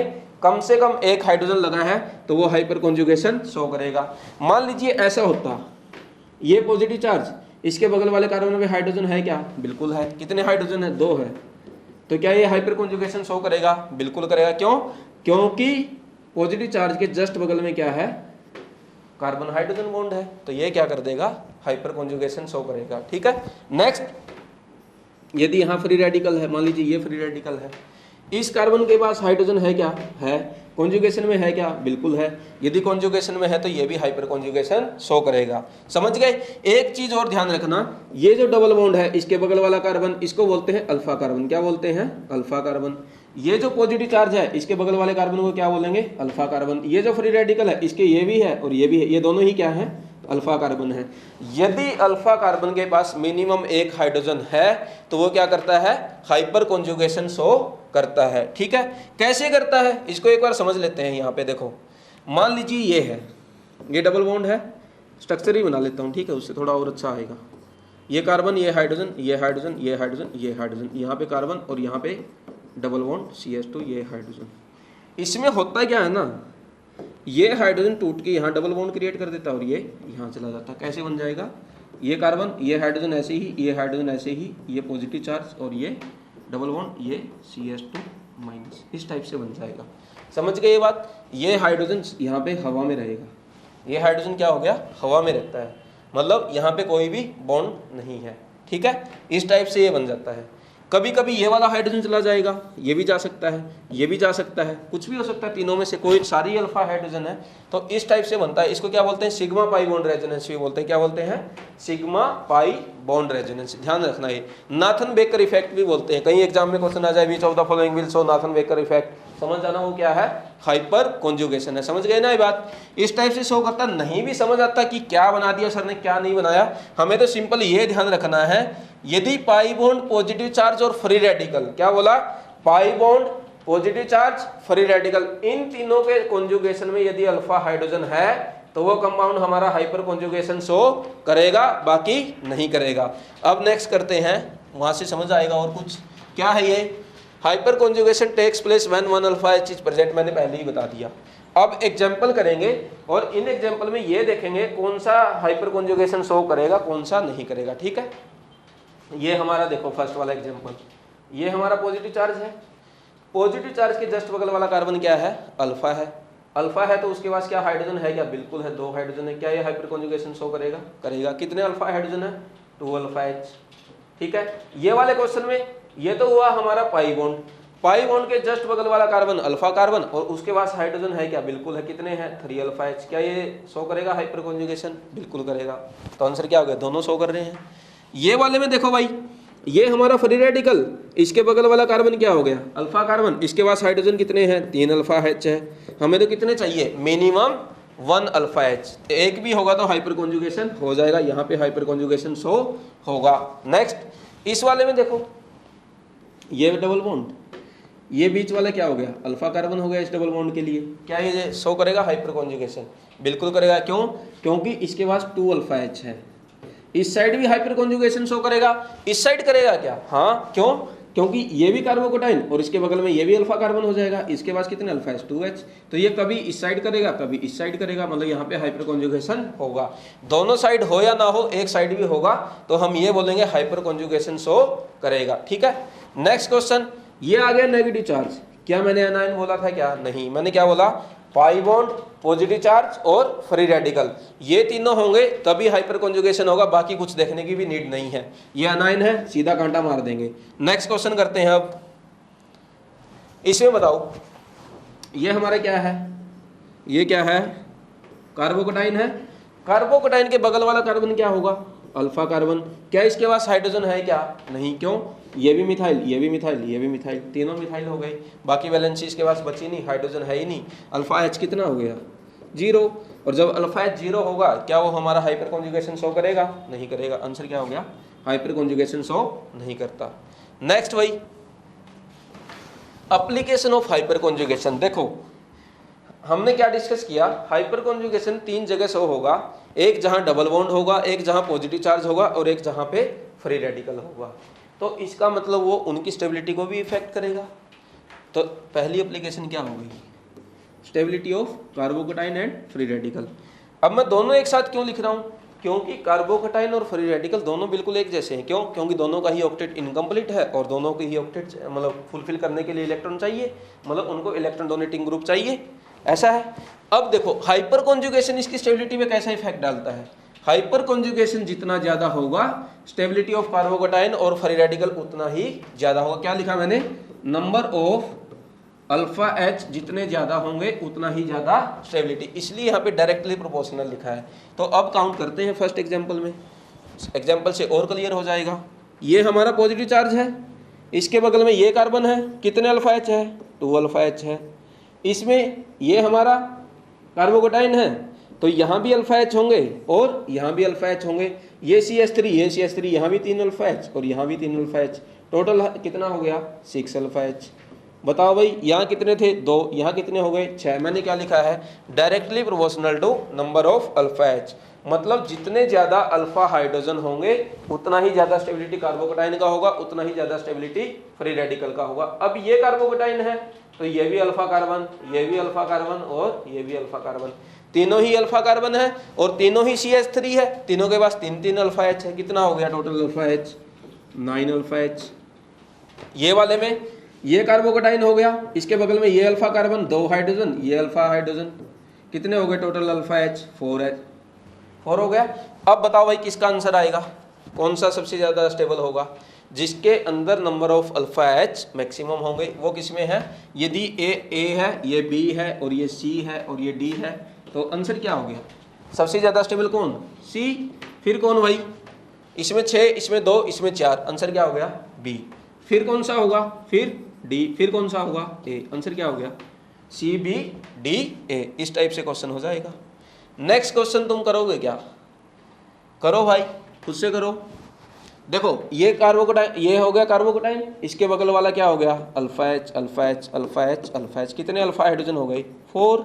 इस वाले में कितने होंगे, ये बीच वाला कार्बन 2 ये 4 और 3 यहाँ लगे हैं, कितना हो गया 7 अल्फा एच। इसमें कितने हो जाएंगे, ये कार्बोकेटाइन 2 यहाँ 2 यहाँ और 2 यहाँ, 2 है क्या वहाँ, हाँ 2 ही है, कितना अल्फा एच हो गया 6 अल्फा एच। मैं इतनी स्पीड से कैसे कर रहा हूँ, मुझे बस क्या याद रखना है, ये कार्बोकेटाइन है और इसके बगल वाले दोनों ही अल्फा कार्बन है, ये भी अल्फा कार्बन है। अल्फा कार्बन की वैलेंसी पूरी कर दो, दिया हुआ तो ठीक है, नहीं बाकी के हाइड्रोजन होते हैं, हमें पता है बॉन्ड नोटेशन में ऐसे ही देखते हैं कि जितने बॉन्ड बने हुए उसके अलावा छोड़ के क्या है, दोनों हाइड्रोजन है। यहाँ पे देखो भाई ये हमारा अल्फा कार्बन, इस वाले में क्या हो गया 3 बॉन्ड बन गए, जो बना हुआ नहीं है वो क्या होगा हाइड्रोजन, यहाँ जो नहीं बना वो क्या होगा हाइड्रोजन। कितने अल्फा एच हुए 2 अल्फा एच, कितना alpha H 2 alpha H. Answer क्या आ गया, सबसे ज्यादा अल्फा हाइड्रोजन किसमें, बी वाले में, तो बी सबसे ज्यादा, फिर सी, फिर कौन सा ए या डी, ए, सबको दिख रहा है ना, ए में कितने हैं अल्फा एच 4 है। ऐसे लगता हाइपर कॉन्जुगेशन का जो एप्लीकेशन है, समझ गए कहाँ लगा, स्टेबिलिटी ऑफ कार्बोकेटाइन में। ये वाला क्वेश्चन करोगे क्या, ये क्वेश्चन बहुत अच्छा है, चलो मैं ही कराता हूँ इसको भी। बोलो भाई फर्स्ट वाले में, ये हमारा कार्बोकेटाइन, ये अल्फा कार्बन के पास कितने हाइड्रोजन है, एक ये 2, तो कितना हो गया 2 अल्फा एच। यहाँ बगल वाले में कितना है, एक एच है, 1 अल्फा एच। यहाँ बगल वाले में कितना है 0 अल्फा एच। तो आंसर क्या हो गया ए बी सी। लेकिन यहाँ कुछ बच्चों को डाउट ये आ सकता है कि सर आपने एक इंडक्टिव इफेक्ट की भी तो बात करी थी, हाँ करी थी। इंडक्टिव इफेक्ट क्या है, मिथाइल है, इसका क्या लगेगा प्लस आई लगेगा, और यहाँ कितने हैं, ये भी CH3 ये भी CH3, यहाँ तो 2 प्लस आई है, कितना लग गया 2 टाइम्स प्लस आई, क्यों 2 टाइम कितने हो गए 2 बार CH3 लिखा हुआ है। तो इन दोनों में चलो पहले वाला तो समझ आ गया सर, इसमें तो अल्फा एच है, लेकिन उसमें भी सर डाउट है, यहाँ इंडक्टिव इफेक्ट 2 बार, यहाँ तो 0 बार। देखो जब भी हाइपर कॉन्जुगेशन आ जाए, इंडक्टिव इफेक्ट आ जाए, सबसे ज़्यादा इंपॉर्टेंस किसको देनी है, हाइपर कॉन्जुगेशन को। किसको देनी है, hyper conjugation then inductive effect, और उससे भी पहले कौन आएगा रेजोनेंस। ये बात ध्यान रखना, पहले कौन रेजोनेंस, फिर कौन हाइपर कॉन्जुगेशन, फिर कौन फिर इंडक्टिव इफेक्ट। बताओ भाई अब तो सीधा समझ आ गया ना, क्यों, क्योंकि सबसे ज्यादा अल्फा एच किसके पास है, फर्स्ट वाले के पास। चाहे यहाँ पे 10 प्लस आई लग जाए, अल्फा एच ज्यादा होंगे तो वहां क्या हो जाएगा, उसकी स्टेबिलिटी सबसे ज्यादा होगी। समझ गए, यहाँ 2 प्लस आई लगे हैं कोई बात नहीं, पहले प्रायोरिटी किसको देनी है, हाइपर कॉन्जुगेशन को। ध्यान रखना, बहुत बच्चे ये गलती कर देते हैं, इंडक्टिव इफेक्ट को रोल प्ले कर लेता है वहाँ पे, ऐसा सोच लेते हैं। नहीं, पहले पढ़ा था तो इसका मतलब ये नहीं है कि उसी को प्रायोरिटी देंगे, बस वही पढ़ के वही याद रखेंगे, नहीं। क्या रोल है, पहले रेजोनेंस, फिर कौन हाइपर कॉन्जुगेशन, फिर इंडक्टिव इफेक्ट। इंडक्टिव इफेक्ट तब देखना है जब अल्फा एच सेम हो जाए, जैसे यहाँ भी 0 हो जाता, फिर हम कंपेयर करते हैं। यहाँ पे अल्फा एच सब में अलग अलग है, आंसर क्या हो जाएगा A greater than B greater than C आ गया आंसर। और कोई क्वेश्चन है क्या इसमें, नहीं है। नेक्स्ट स्लाइड पर चलते हैं। नेक्स्ट स्लाइड में देखो, हाइपर कॉन्जुगेशन का हमने कार्बोकेटाइन फ्री रेडिकल का तो डिस्कस कर लिया, जहां जहां कार्बोकेटाइन लगा हुआ था वहां वहां फ्री रेडिकल भी लगा लोगे, तब भी क्वेश्चन के जो आंसर आए थे उन पे कोई फर्क नहीं पड़ेगा। अब नेक्स्ट आता है स्टेबिलिटी ऑफ अल्कीन पे, इस पे इंपैक्ट कैसे पड़ेगा। देखो हम पहले एक बार ये डिस्कस कर लेते हैं कौन सी अल्कीन स्टेबल होगी, फिर हम देखेंगे हाइपर कॉन्जुगेशन कैसे इंपैक्ट डालेगा। पहला पॉइंट ये है, conjugated alkene are more stable then non conjugated. क्यों, ऐसे क्यों भाई, हमने पढ़ा था रेजोनेंस एक स्टेबलाइजिंग फिनोमिना है, और जब भी अल्कीन रेजोनेंस कॉन्जुगेशन में होंगे वहां पे क्या हो जाएगा रेजोनेंस। तो क्या यहाँ पे रेजोनेंस होगा क्या, हाँ बिल्कुल होगा। क्या यहाँ रेजोनेंस होगा क्या, दोनों ही बॉन्ड कॉन्जुगेशन में नहीं है, कॉन्जुगेशन में नहीं है तो नो रेजोनेंस। तो ध्यान रखना, कॉन्जुगेटेड अल्कीन ज्यादा स्टेबल होंगे किससे, नॉन कॉन्जुगेटेड से। ऐसा क्यों, ऐसा इसलिए कि वहां पे रेजोनेंस होगा, रेजोनेंस होगा तो स्टेबिलिटी ज्यादा होगी, क्योंकि रेजोनेंस एक स्टेबलाइजिंग फिनोमिना है। आंसर क्या हो गया, अल्कीन ज्यादा स्टेबल कौन सी, जिसके अंदर कॉन्जुगेशन है। अब नेक्स्ट पॉइंट आता है कि जब दोनों ही अल्कीन नॉन कॉन्जुगेटेड हो जाए, मतलब वहां पे रेजोनेंस ना ही हो, तब हमारा कौन सा कॉन्सेप्ट आएगा, हाइपर कॉन्जुगेशन। तब क्या आएगा, हाइपर कॉन्जुगेशन। रेजोनेंस नहीं है, या ये बोल दो अल्कीन नॉन कॉन्जुगेटेड है।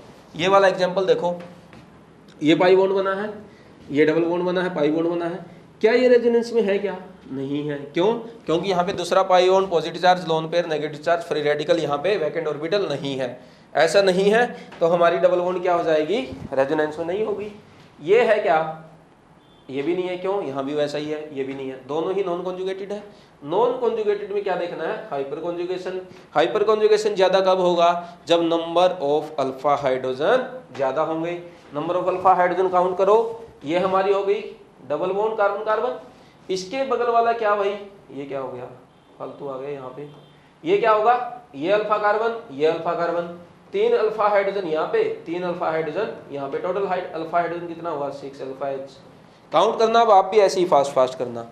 जैसे ही डबल बॉन्ड दिखे सर्कल में बंद करो, उसके जस्ट बगल वाला ये अल्फा कार्बन, ये अल्फा कार्बन, ये अल्फा कार्बन, तीनों के पास 3-3 हाइड्रोजन, कितने अल्फा हाइड्रोजन हो गए, 9 अल्फा H। जितने ज्यादा अल्फा H उतना ही ज्यादा स्टेबल अल्कीन। आंसर क्या हो गया, ये वाला ज्यादा स्टेबल होगा। इस टाइप से करना था बस। अब नेक्स्ट क्वेश्चन है भाई, ऐसा भी तो हो सकता है रिंग ना तो कॉन्जुगेशन में हो और रिंग में दोनों ही अल्फा H, दोनों ही रिंग में, सॉरी रिंग नहीं बोल रहा, अल्कीन ना तो कॉन्जुगेशन में हो और दोनों ही अल्कीन में क्या हो जाए, number of alpha H same हो जाए। उस केस में क्या करेंगे, लिखा हुआ है if number of alpha H same then unsymmetrical, क्या बोला, अनसिमेट्रिकल अल्कीन होगी वो क्या हो जाएगी, ज्यादा स्टेबल हो जाएगी। क्या बोला, अनसिमेट्रिकल अल्कीन ज्यादा स्टेबल होगी जब number of alpha hydrogen same हो जाएंगे। जैसे ये क्वेश्चन देखो, ये भी अल्कीन है, ये अल्फा कार्बन, ये alpha carbon, total alpha H कितने हो गए, 6। ये भी अल्कीन है, नंबर ऑफ, ये भी अल्फा कार्बन, ये भी अल्फा कार्बन, दोनों के पास 3-3 हाइड्रोजन, टोटल अल्फा H कितना हुआ, 6। नंबर ऑफ अल्फा H तो सेम हो गए। सिमेट्रिकल और अनसिमेट्रिकल कैसे देखेंगे, यहां से देखो, इस कार्बन के भी CH3 जुड़ा, इस कार्बन में भी CH3 जुड़ा, इसमें क्या हुआ, इस कार्बन पर दोनों H, इस कार्बन पर दोनों कार्बन कार्बन, क्या सिमेट्रिकल है, क्या सिमेट्रिकल अल्कीन वो होती है जिसके डबल बॉन्ड के दोनों साइड ये भी R हो और ये भी R हो। इसमें तो है ये डबल बॉन्ड, ये भी R, ये भी R, R का मतलब ये है कोई भी CH3 हो, C2H5 हो, कुछ भी हो सकता है, लेकिन दोनों साइड डबल बॉन्ड के क्या होना चाहिए, सेम होना चाहिए, उसको बोलते हैं सिमेट्रिकल। तो अनसिमेट्रिकल कौन सी है, बोलो भाई, फर्स्ट वाली है, ज्यादा स्टेबल भी यही वाली है, ठीक है।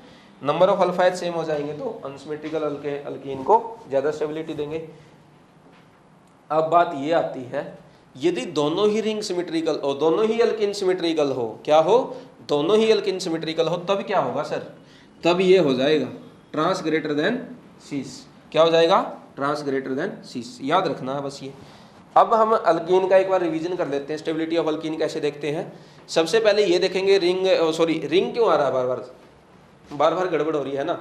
अल्कीन में स्टेबिलिटी ये देखेंगे, सबसे पहले कॉन्जुगेटेड अल्कीन होगी वो ज्यादा स्टेबल होगी, फिर हम देखेंगे नॉन कॉन्जुगेटेड है दोनों, उनमें क्या देख लेंगे, नंबर ऑफ अल्फा H, फिर हो सकता है नॉन कॉन्जुगेटेड भी हो, अल्फा H भी सेम हो जाए, फिर हम देख लेंगे कौन सी अनसिमेट्रिकल है, जैसे इस क्वेश्चन में क्या था, ये वाले में है ना।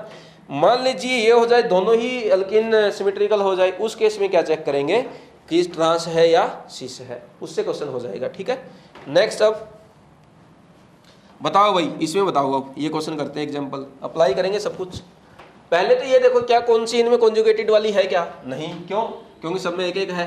अब बस सिंपल अल्फा H काउंट कर लो, यहाँ कितने अल्फा H 12, यहाँ कितने 6, यहाँ कितने 6 अल्फा H, यहाँ कितना 6 अल्फा H। अब बार बार नहीं बताऊंगा, ये डबल बॉन्ड है, इसके दोनों बगल वाले अल्फा कार्बन, दोनों के पास 3-3 हाइड्रोजन, क्या हो जाएंगे 6 अल्फा H। पहला तो समझ आ गया, ये A है, ये B है, ये C है, ये D है। ज्यादा स्टेबल कौन होगी, जिसके पास नंबर ऑफ अल्फा H ज्यादा होंगे। आंसर क्या हुआ, A ग्रेटर देन हो गया B C D से। तीनों में ही अल्फा H सेम है। मैंने क्या बोला था, जब अल्फा H सेम हो जाए तो हम ये देखेंगे अनसिमेट्रिकल कौन सी है, ये वाली अनसिमेट्रिकल है, क्यों, क्योंकि एक कार्बन में दोनों RR लगे हैं और एक पे HH लगे हैं, तो क्या हो गया, अनसिमेट्रिकल हो गई, तो A greater than B। C और D में क्या है, दोनों सिमेट्रिकल है, क्यों, क्योंकि यहाँ भी कार्बन, यहाँ भी कार्बन, यहाँ भी कार्बन, यहाँ भी कार्बन, दोनों साइड क्या है, R सेम है। R जब सिमेट्रिकल हो जाए तो हमने क्या बोला था, ट्रांस ग्रेटर देन सीस, तो आंसर क्या हो गया, D ग्रेटर देन C।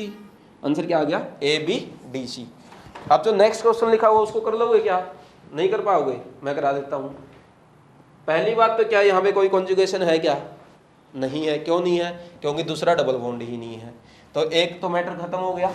दूसरा मैटर यह आता है, जब नॉन कॉन्जुगेटेड है तो वहां पे हम चेक करेंगे अल्फा हाइड्रोजन। अल्फा हाइड्रोजन कहाँ पे ज्यादा है, बोलो, ये डबल बॉन्ड, यहाँ पे दोनों H, यहाँ दोनों H, कितने अल्फा H हो गया, 4 अल्फा H। इस केस में कितने होंगे, ये डबल बॉन्ड है तो ये भी अल्फा कार्बन, ये भी अल्फा कार्बन, ये भी अल्फा कार्बन, 2H तो यहाँ, 2H यहाँ और 3H यहाँ, 2 4 3 कितना हो गया 7 अल्फा H। इस वाले केस में ये हमारा डबल बॉन्ड, ये भी अल्फा कार्बन, ये भी अल्फा कार्बन, ये भी अल्फा कार्बन और ये भी अल्फा कार्बन। हमें पता है 2H यहाँ है, 2H यहाँ है, 3 यहाँ है और 3 यहाँ है। टोटल कितना हुआ 3 3 6 6 2 8 8 2 10 अल्फा H हो गया। कितने अल्फा H आ गए 10। इस क्वेश्चन में देखो ये डबल बॉन्ड, ये भी अल्फा कार्बन, ये भी अल्फा कार्बन, कितने हाइड्रोजन है यहाँ पे एक है, कितना है एक, यहाँ पे कितने हैं 2। यहाँ पे गड़बड़ ये हो सकती थी, बच्चा कार्बन तो इसको मान लेता है और हाइड्रोजन ये वाले काउंट कर लेता है। क्या करता है, कार्बन तो ये वाला मानता है और हाइड्रोजन ऊपर वाले काउंट करता है। ये गलती नहीं करनी, और एग्जाम में यही गलतियां हम लोग करते हैं, यही साइकोलॉजी है। एग्जामिनर इस एच को देखना चाहता है कितने बच्चों को पता है। ये नॉलेज का गेम नहीं है, यहाँ हमें ध्यान रखने वाली है, प्रेजेंस ऑफ माइंड की बात है। समझ आ गई। तो 2 अल्फा हाइड्रोजन यहाँ, 1 अल्फा हाइड्रोजन यहाँ, कितने हुआ 3 अल्फा H। आंसर क्या होगा, सबसे ज्यादा किस में, सी में, फिर किस में, बी में, फिर किस में, ए में, फिर किस में, डी में, सी बी ए डी, ये हमारा आंसर हो जाएगा। ठीक है, नेक्स्ट चलते हैं। अब एक है ये ब्रैड्स रूल। ब्रैड्स रूल देखो, पहली बात तो ये लगता है बाईसाइक्लो कंपाउंड है। बाईसाइक्लो कंपाउंड कैसे होते हैं, जिसमें 2 रिंग ऐसी जुड़ी होती है। मान लीजिए ये एक रिंग है, इसके साथ ऐसी जुड़ जाए, है ना। ठीक है, जैसे ये है। अब देखो ये दिख नहीं रही बाईसाइक्लो जैसी, लेकिन ये भी बाईसाइक्लो, क्योंकि इधर वाली एक अलग रिंग है और इधर वाली एक अलग रिंग है। अब जब ये कार्बन यहाँ जुड़ जाता है ना, इसको बोलते हैं bridge head carbon. Braids rule बस इतना सा बोलता है, ब्रिज हेड कार्बन पर कभी भी डबल बॉन्ड एग्जिस्ट नहीं करता। मतलब ऐसा नहीं होगा, कभी भी ऐसा नहीं बनेगा कि यहाँ डबल बॉन्ड आ जाए। ये रॉन्ग हो जाएगा, अनस्टेबल हो जाता है, उसकी वजह से ये रिंग टूटने लगती है। ऐसा कभी भी होता नहीं है। अब इसका काम क्या है, मैं यहाँ क्यों बता रहा हूँ। देखो कभी कभी मान लीजिए ऐसा क्वेश्चन आ जाए कि बताओ इसमें कितने अल्फा हाइड्रोजन है। कैसे आ जाए, अल्फा हाइड्रोजन पूछ ले, ये आ गया कार्बोकेटाइन। अब जब आप काउंट करोगे ना, प्रॉब्लम क्या हो जाएगी, ये 2 हाइड्रोजन, ये 2 हाइड्रोजन और 1 हाइड्रोजन यहाँ पे। अब आप बोलोगे सर यहाँ पे 3 अल्फा H है। कितने बोलोगे, 3 अल्फा H है। ऐसा नहीं है। क्यों नहीं है, क्योंकि ये वाला हाइड्रोजन जब ऐसे तो आ ही नहीं सकता, हाइपर कॉन्जुगेशन यहाँ पे कर ही नहीं सकता। क्यों, क्योंकि यहाँ डबल बॉन्ड नहीं बन सकता। डबल बॉन्ड नहीं बनेगा तो हाइपर कॉन्जुगेशन नहीं होगा, और हाइपर कॉन्जुगेशन नहीं होगा तो अल्फा H किस काम का। समझ गए। यहाँ पे अल्फा H कितना होगा, बस 2 काउंट करेंगे। तो इस टाइप का क्वेश्चन हमारे स्टेबिलिटी ऑफ कार्बोकेटाइन में आ सकता है। ब्रैड्स रूल हमारे एनसीईआरटी में नहीं है, बस थोड़ा सा मैंने बता दिया, ज़्यादा ध्यान देने की जरूरत नहीं है, क्योंकि ये लेक्चर्स एनसीईआरटी बेस है। क्या है ये लेक्चर, एनसीईआरटी बेस है। अब आता है हाइपर कॉन्जुगेशन इन बेंजीन। जैसे हमने रेजोनेंस पढ़ा था, वैसे ही हाइपर कॉन्जुगेशन चेक करेंगे कि वो ऑर्थो मेटा पैरा कहाँ कहाँ काम करता है। ठीक है, हाइपर कॉन्जुगेशन कैसा हो जाएगा भाई, यहाँ पे हम इसको CH2, ये हाइड्रोजन यहाँ रखेंगे, ये हाइड्रोजन यहाँ जाएगा, ये अनायन यहाँ बन जाएगा। कैसा बना, ये बन जाएगा डबल बॉन्ड CH2, यहाँ नेगेटिव चार्ज, ये यहाँ, फिर ये नेगेटिव चार्ज यहाँ जाएगा, ये यहाँ पे बन जाएगा। क्या हो जाएगा, ऐसे ही कर देंगे पूरा, CH2, ये अनायन, ये यहाँ। अब नेक्स्ट क्या होगा, ये वाला यहाँ पे और ये यहाँ पे और ये यहाँ पे चला जाएगा। इनके ऊपर पॉजिटिव चार्ज भी लगा लेना। ठीक है, क्या बन गया, इस टाइप से बन जाएगा। ये डबल बॉन्ड, ये डबल बॉन्ड, ये डबल बॉन्ड और ये माइनस। अब चेक करो कहाँ कहाँ पे आया ये ऑर्थो पोजीशन, ये पैरा पोजीशन, ये ऑर्थो पोजीशन, ये पैरा पोजीशन। पैरा और ऑर्थो पे आया, क्या मेटा पोजीशन पर नेगेटिव चार्ज आया, क्या नहीं आया। इसका मतलब हाइपर कॉन्जुगेशन भी कहाँ कहाँ काम करता है, only ortho and para position पर। मतलब जब ऑर्थो और पैरा, मतलब या तो यहाँ लगा हो या यहाँ लगा हो, तभी हमारा हाइपर कॉन्जुगेशन काम करेगा। क्या बोला, ऑर्थो और पैरा पर होगा तो हाइपर कॉन्जुगेशन होगा, नहीं तो नहीं होगा। अब एग्जांपल से समझते हैं। जैसे ये क्वेश्चन आ गया, अब हमने देखो इसमें क्या है, ऊपर वाला कार्बोकेटाइन, कार्बोकेटाइन, कार्बोकेटाइन। ठीक है, कार्बोकेटाइन तो बना हुआ है, रिंग के साथ ये पूरा रेजोनेंस में है। अब ये वाला कार्बन हमें देखना है, ये इसके लिए किसका काम करेगा, अल्फा कार्बन का। क्या काम करेगा, अल्फा कार्बन का। इसके अल्फा कार्बन कौन होगा, ये होगा। इसका अल्फा कार्बन है क्या, नहीं, Cl है। यहाँ पे क्या है, हाइड्रोजन है। बताओ भाई हाइपर कॉन्जुगेशन कहाँ कहाँ होगा, यहाँ पे होगा, यहाँ पे होगा। क्या यहाँ हुआ, नहीं हुआ, यहाँ भी नहीं हुआ। ठीक है, हाइपर कॉन्जुगेशन 2 जगह है। यहाँ कितने अल्फा हाइड्रोजन, 3 अल्फा H। यहाँ कितने अल्फा हाइड्रोजन, 2 अल्फा H। कौन सा ज्यादा स्टेबल, जिसमें हाइपर कॉन्जुगेशन ज्यादा, मतलब A greater than B। C और D में Cl का कैसा इफेक्ट, -I, H का कैसा इफेक्ट, नो इफेक्ट। तो -I स्टेबल करेगा या नो इफेक्ट, -I तो उल्टा करता है और अनस्टेबल करता है। इसका आंसर क्या हो गया, इसका मतलब D ग्रेटर देन C। मतलब सी इसको अनस्टेबल कर देगा माइनस आई की वजह से। आंसर क्या आ गया, ए बी डी सी। क्यों, क्योंकि ए में अल्फा एच ज्यादा थे। वैसे देखें तो क्या है, इथाइल का प्लस आई ज्यादा होता है लेकिन CH3 का प्लस आई कम है। इसका आंसर ये होना चाहिए था, लेकिन हमें पता है पहले रेजोनेंस फिर हाइपर कॉन्जुगेशन फिर इंडक्टिव इफेक्ट। इस सीक्वेंस में हम लोग चेक करते हैं। ये वाला क्या हो गया, पीछे एक क्वेश्चन और था ना, नहीं है क्या, नहीं है, चलो यहाँ करवा ही देते हैं। ये मान लीजिए एक बेंजीन है, यहाँ कार्बोकटाइन दिया है। यदि ऐसा यहाँ CH3 लगा हो, एक आ जाए यहाँ पे ये CH2 प्लस, ये यहाँ CH3 लगा हो, और एक आ जाए ये क्वेश्चन CH2 प्लस और यहाँ CH3 लगा हो, और एक आ जाए ये बेंजीन और ये CH2 प्लस। अब बताओ कौन ज़्यादा स्टेबल होगा। इनको मैं थोड़ा सा इधर कर लेता हूँ ताकि आपको आसानी से दिख जाए। ये मैंने इधर किया, तब तक आप क्वेश्चन करो, मैं इसको सेट करता हूँ। करो भाई। हाँ अब बताओ भाई, ज़्यादा इधर हो गया है क्या। देखो अब देखो, अर्थो मेटा पैरा वाली हमने बात करी थी बेंजीन में हाइपर कॉन्जुगेशन की, वही क्वेश्चन है। ये हमारा कार्बोकटाइन है, ये हमारी ऑर्थो पोजीशन, ये मेटा ये पैरा। यहाँ किस पे लगा है, मेटा पोजीशन पर। क्या मेटा पर हाइपर कॉन्जुगेशन लगेगा, क्या नहीं लगेगा। यदि CH3 का हाइपर कॉन्जुगेशन नहीं लगेगा तो क्या लगेगा, प्लस आई। ये कौन सी पोजीशन, ऑर्थो पे हाइपर कॉन्जुगेशन लगेगा, बिल्कुल लगेगा, 3 अल्फा एच। ये कौन सी पोजीशन, पैरा पे बिल्कुल हाइपर कॉन्जुगेशन होगा और 3 अल्फा एच। अब एक चीज बताओ, लास्ट वाले में क्या कहीं पे CH3 है क्या, यहाँ पे क्या हो जाएगा 0 अल्फा एच। तो एक चीज तो हमें यहाँ से ये पता चल गई, या तो compound A B C D, या तो B स्टेबल होगा या C होगा सबसे ज्यादा, A और D में नहीं होगा। क्यों, क्योंकि दोनों में अल्फा हाइड्रोजन मतलब हाइपर कॉन्जुगेशन नहीं है। अब B में और C में कौन सा होगा, दोनों में 3 अल्फा एच है। हाइपर कॉन्जुगेशन और रेजोनेंस डिस्टेंस पे डिपेंड नहीं करते, तो दोनों में अल्फा एच तो हो गया सेम। नेक्स्ट इफेक्ट कौन सा आएगा, इंडक्टिव इफेक्ट। इसका भी प्लस आई और इसका भी प्लस आई। प्लस आई डिस्टेंस पे डिपेंड करता है, ऑर्थो पोजीशन पर यदि प्लस आई है वो ज़्यादा लगेगा। तो आंसर क्या हो गया, B ग्रेटर देन C। क्यों, क्योंकि कार्बोकटाइन है, कार्बोकटाइन में जितना ज़्यादा प्लस आई होगा उतना ही ज़्यादा स्टेबल होगा। और यहाँ पे क्या है, CH3 है, CH3 ऑर्थो पोजीशन पर है तो ज़्यादा प्लस आई। हाइपर कॉन्जुगेशन दोनों में सेम था, B और C में डिसाइड हो गया इस टाइप से।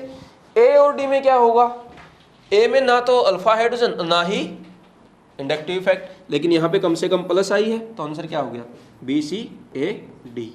ये हो गया हमारा आंसर। इस टाइप से हाइपर कॉन्जुगेशन की एप्लीकेशन हम कहाँ यूज करते हैं, जब बेंजीन के साथ हाइपर कॉन्जुगेशन हो, मतलब मेटा पे हाइपर कॉन्जुगेशन काम नहीं करता। इतना सा इसका कॉन्सेप्ट था, बस यही याद रखना है। ऊपर का कुछ भी समझ आया नहीं आया कोई मतलब नहीं। बेंजीन में यदि ऑर्थो पोजीशन और पैरा पोजीशन पर होगा तो हाइपर कॉन्जुगेशन लगेगा, मेटा पे होगा तो नहीं लगेगा, इतना याद रखना बस, ठीक है। अब ये आ गया कंक्लूजन। कंक्लूजन में क्या है, स्टेबिलिटी ऑफ कार्बोकटाइन। ये कैसे फाइंड आउट करते हैं। अब देखो हमने बहुत पढ़ लिया, कभी हम बोलते हैं डांसिंग रेजोनेंस, कभी हम देखते हैं रेजोनेंस, कभी देखते हैं हाइपर कॉन्जुगेशन, कभी देखते हैं इंडक्टिव इफेक्ट, कभी देखते हैं प्लस एम, कभी देखते हैं माइनस एम। वही मैंने लिखा है कि सबसे पहले क्या देखना है, सबसे पहले ये देखना है जो 4 ऑप्शन दिए गए हैं उनमें कहीं डांसिंग रेजोनेंस है क्या। यदि है तो सबसे ज्यादा स्टेबल भी कौन हो जाएगा, वही। फिर क्या देखेंगे, एरोमेटिसिटी। मान लीजिए डांसिंग रेजोनेंस नहीं है या है तो उसको सबसे आगे लिख दो। फिर क्या चेक करो, एरोमेटिसिटी। कोई 4 ऑप्शन में एरोमेटिक तो नहीं है, फिर वो आ जाएगा स्टेबिलिटी में। फिर देखना है रेजोनेंस। अब रेजोनेंस 2 टाइप का है, एक प्लस एम और एक माइनस एम। तो हमें यहाँ पे कौन से वाला देखना है, कौन से कंपाउंड में प्लस एम है। फिर आएगा हाइपर कॉन्जुगेशन, कितने अल्फा एच है, ज्यादा वाला आगे फिर कम वाला पीछे। फिर देखना है इंडक्टिव इफेक्ट। समझ गए ये बात। पहले क्या देखना है, डांसिंग रेजोनेंस। दूसरे नंबर पे क्या देखना है, एरोमेटिसिटी। तीसरे पे क्या देखना है, रेजोनेंस कौन सा, प्लस एम वाला। चौथे पे क्या देखना, हाइपर कॉन्जुगेशन। पांचवें पे क्या देखना, इंडक्टिव इफेक्ट। अब इसमें एक चीज ध्यान रखना, जब हमारे पास ये वाला आ जाए, यहाँ मैंने उसका भी ऑर्डर लिख दिया। सबसे पहले प्लस एम वाला लिख देंगे, फिर हाइपर कॉन्जुगेशन वाला, फिर प्लस आई वाला, फिर माइनस आई वाला और फिर माइनस एम वाला। ये याद रख देना। क्यों, अदरवाइज तो मैंने उस टाइम बताया ही था कि directly proportional to plus M, directly proportional to plus I, inversely proportional to minus M और inversely proportional to minus I. अब माइनस आई सबसे ज्यादा, सॉरी माइनस एम सबसे ज्यादा अनस्टेबल करेगा तो सबसे पीछे लिख दिया। उससे कम अनस्टेबल कौन करेगा, माइनस आई, वो उसके आगे लिख दिया। प्लस आई और प्लस एम और अल्फा जो हाइपर कॉन्जुगेशन है वो तो क्या करते हैं, स्टेबल करते हैं, इसलिए ऐसे लिखा हुआ है। अब अप्लाई कर देंगे इस रूल को, डांसिंग रेजोनेंस सबसे आगे, फिर एरोमेटिक, फिर प्लस एम, फिर हाइपर कॉन्जुगेशन, फिर प्लस आई, फिर माइनस आई, फिर माइनस एम। अब देखो मैं एक क्वेश्चन कराता हूँ, इसमें सब कुछ है। मान लीजिए ये आ गया, ये ए है, कहाँ गया pen, A B C D E F G, 7 तो ऑप्शन आते भी नहीं है, हम 7 का लिखेंगे, ठीक है। पहले वाला देखो ये क्या है, जैसे ही साइक्लो प्रोफाइल दिखे क्या हो गया, डांसिंग रेजोनेंस। ये वाला क्या है, वही वाला है, 7 कार्बन के साथ पॉजिटिव चार्ज कंपाउंड, क्या हो गया, एरोमेटिक। हमने कहा था ना, जब इस टाइप का कंपाउंड दिखे, इस टाइप का कंपाउंड दिखे, वहां पे क्या देखना, डांसिंग रेजोनेंस और एरोमेटिसिटी। तो पहले में ही क्या आ गया, डांसिंग रेजोनेंस, दूसरे में क्या आ गया, एरोमेटिक, तीसरे में देखो, तीसरे में क्या है भाई, एरोमेटिक तो बेंजीन वाला हो ही गया, लेकिन क्या उसके पॉजिटिव चार्ज की वजह से हुआ है क्या, नहीं, ये सारे क्या है, अपने आप में ही एरोमेटिक है बेंजीन रिंग, ठीक है। ये आ गया OH, क्या आ गया, OH। OH क्या शो करता है, प्लस एम, सबको पता है, याद होगी सीरीज, नहीं याद हो तो कर लेना। CH3 क्या करेगा, कौन सी पोजीशन पे है, पैरा, पैरा पोजीशन मतलब क्या होगा, hyper conjugation, 3 alpha H। NO2 का मतलब क्या हुआ भाई, माइनस एम, सबको पता है, सीरीज से याद है। OH जब मेटा पे आ जाए, OH जब मेटा पे आ जाए तो क्या शो करेगा, माइनस आई, क्यों, रेजोनेंस तो करेगा नहीं। दूसरा इफेक्ट OH का क्या है, माइनस आई। लास्ट में ये CH3 भी किस पे आ गया, मेटा, मेटा पे हाइपर कॉन्जुगेशन नहीं होगा तो क्या होगा, प्लस आई। अब हमारे पास सब कुछ आ चुका है, अब बस ऑर्डर अरेंज करना है। कैसे, सबसे आगे किसको लिखेंगे बोलो, डांसिंग रेजोनेंस लिखेंगे या नहीं लिखेंगे, बिल्कुल लिखेंगे, याद है हमें। फिर किसको लिखेंगे, पहले डांसिंग रेजोनेंस, फिर एरोमेटिसिटी, तो आंसर क्या हो गया, A ग्रेटर देन B। फिर मैंने क्या बोला था, सबसे उसके बाद क्या लिखना है, प्लस एम। प्लस एम कितनी जगह पे है, C में है, D E F G कहीं नहीं है, तो आंसर क्या हो गया, C हो गया। नहीं तो कंपेयर करते किसका प्लस एम ज्यादा है, क्यों, प्लस एम स्टेबल करता है, जिसका ज्यादा प्लस एम उतना ही ज्यादा स्टेबल कार्बोकेटाइन, लेकिन यहाँ पे प्लस एम वाला एक ही लिखा है, इसलिए कंपैरिजन हुआ ही नहीं। नेक्स्ट क्या है भाई, हाइपर कॉन्जुगेशन। हाइपर कॉन्जुगेशन कितनी जगह है, देखो यहाँ भी CH3 लिखा है, यहाँ भी CH3 लिखा है, लेकिन ये मेटा वाला है, मेटा पे हाइपर कॉन्जुगेशन नहीं लगता, कहाँ लगता है, पैरा या ऑर्थो, ये पैरा वाला है, यहाँ अल्फा हाइड्रोजन लग गया, तो आंसर क्या हो गया, A B C D। अब बचा E F और G, E F G बचा है, यहाँ प्लस आई, वहाँ माइनस एम, यहाँ माइनस आई, माइनस एम और माइनस आई तो क्या करते हैं, अनस्टेबल करते हैं, आंसर क्या हो गया, G पहले आ गया। और माइनस एम वाला पहले लिखेंगे, माइनस आई वाला कौन सा लिखेंगे, माइनस आई वाला, क्यों, क्योंकि माइनस आई क्या करता है, अनस्टेबल करता है, माइनस एम क्या करता है, वो भी अनस्टेबल करता है, लेकिन माइनस एम बहुत ज्यादा अनस्टेबल करता है, आंसर क्या हो गया, F और फिर E। माइनस एम वाला सबसे बाद में लिखेंगे, इसलिए आप ये वाला रट लेना पूरा, नहीं समझ आया ना, ये ऑर्डर याद कर लेना, dancing resonance, aromaticity, plus M, hyperconjugation, plus I, minus M. अब नेक्स्ट करते हैं, अनायन में क्या होगा, अनायन देखो डांसिंग रेजोनेंस तो करता नहीं है, बचा क्या फिर, एरोमेटिसिटी बची, रेजोनेंस बचा और इंडक्टिव इफेक्ट बचा। ये आसान है, क्यों, ना तो इसमें डांसिंग रेजोनेंस और ना ही हाइपर कॉन्जुगेशन, तो हमारा काम आसान हो गया। एरोमेटिसिटी है, ये लिख दिया एरोमेटिसिटी, फिर माइनस एम लिख दिया, फिर माइनस आई लिख दिया, फिर प्लस आई लिख दिया, फिर प्लस एम लिख दिया, ये बस यही ऑर्डर में अरेंज करना है। अब ये क्वेश्चन कर लेते हैं, हम चेक कर लेंगे। फर्स्ट वाला देखो भाई क्या है, एरोमेटिक है क्या, फर्स्ट वाला एरोमेटिक है, एरोमेटिक ये भी है, लेकिन अनायन की वजह से नहीं है, बेंजीन की वजह से है, ठीक है। अब देखो ये अनायन है, ये OH कैसा इफेक्ट डालेगा, पैरा पे प्लस एम, Cl कैसा डालेगा, हमें पता है माइनस आई, NO2 कैसा डालेगा, माइनस एम, NO2 मेटा पे कैसा इफेक्ट डालेगा, माइनस आई, हमें पता है मेटा पे माइनस एम नहीं लगता। हाइपर कॉन्जुगेशन यहाँ पे नहीं है, क्यों, अनायन हाइपर कॉन्जुगेशन शो करते ही नहीं है। अरेंज कर दो, अब एरोमेटिसिटी सबसे आगे, फिर माइनस एम कहाँ पे है, डी वाले में, फिर कहाँ पे है, माइनस आई वाला, वो कौन सा है, सी, फिर कौन सा आएगा, माइनस आई वाले 2 हैं, ये अच्छी बात है हमारे लिए, और अच्छा क्वेश्चन बन गया ये तो। यदि 2 माइनस आई वाले हैं तो ज्यादा माइनस आई किसकी होगी, NO2 की है कि Cl की है, हमने सीरीज याद है, NO2 की है। दूसरी बात, डिस्टेंस में भी क्या है, वो पास में है NO2 वाला और Cl दूर है, आंसर क्या हो गया, A D E C, और प्लस एम वाला तो क्या हो जाएगा, सबसे लास्ट में हो जाएगा, आंसर क्या आ गया, A D E C B। तो इस टाइप से हमने कंक्लूजन देख लिया कार्बोकेटाइन और कार्बोनाइन के कंक्लूजन क्या थे? कार्बोकेटाइन में सबसे पहले डांसिंग रेजोनेंस, फिर एरोमेटिसिटी, फिर प्लस एम, फिर हाइपर कॉन्जुगेशन, फिर प्लस आई, फिर माइनस आई, फिर माइनस एम। अनायन में क्या है? एरोमेटिसिटी, फिर माइनस एम, फिर माइनस आई, फिर प्लस आई, फिर प्लस एम। ये ऑर्डर में अरेंज कर देना है। अब आता है हमारा नेक्स्ट टॉपिक। जब हम आइसोमेरिज्म पढ़ रहे थे तब हमने डिसाइड किया था कि जो भी एक टोटोमेरिज्म है उसको हम पढ़ेंगे GOC 1 में। क्यों? क्योंकि जब तक रेजोनेंस नहीं पढ़ेंगे तब तक हमें टोटोमेरिज्म समझ नहीं आएगा, इसलिए अब इसको डिस्कस करेंगे। ठीक है, अब स्टार्ट करते हैं टोटोमेरिज्म से। टोटोमेरिज्म हमें पता ही है, स्ट्रक्चरल आइसोमेरिज्म है। दूसरा, inter conversion between two functional group due to oscillation of H plus ion. अभी तो बस इतना याद रखो कि दो फंक्शनल ग्रुप का इंटर कन्वर्जन है और ये oscillation of H plus ion है, वो अभी डिस्कस करेंगे। कैसे? एक बार कीटो होगा तो एक बार इनोल फॉर्म बनेगी, एक बार अमाइड होगा तो क्या बन जाएगा? इमिडोल बन जाएगा। तो ये याद रखना हमें, inter conversion between two functional group isomer. अब एक बात बताओ, मॉलिक्यूलर फार्मूला सेम हो लेकिन फंक्शनल ग्रुप अलग अलग हो जाए तो क्या उनको हम फंक्शनल ग्रुप आइसोमर भी बोल सकते हैं? हाँ, यदि वो टोटोमर होगा तो वो फंक्शनल ग्रुप आइसोमर भी होगा। तो एग्जाम में आंसर कैसे करेंगे? मान लीजिए कोई क्वेश्चन आगे जो आपस में टोटोमेरिज्म शो करते हैं तो क्या आंसर करेंगे? यदि ए में लिखा है टोटोमर, बी में लिखा है फंक्शनल ग्रुप आइसोमर, सी में लिखा है मेटामर और डी में मान लीजिए चेन आइसोमर लिखा है, प्रायोरिटी किसको देंगे? टोटोमर को। यदि ऐसा लिखा है ए में टोटोमर, बी में फंक्शनल ग्रुप आइसोमर और सी में ए एंड बी बोथ, तो इसमें आंसर क्या हो जाएगा? A and B both. Priority देने की बात आएगी तो टोटोमर को प्रायोरिटी देंगे और फंक्शनल ग्रुप को बाद में रखेंगे। यहाँ पे मैंने प्रायोरिटी ऑर्डर लिख दिया है स्ट्रक्चरल आइसोमर का।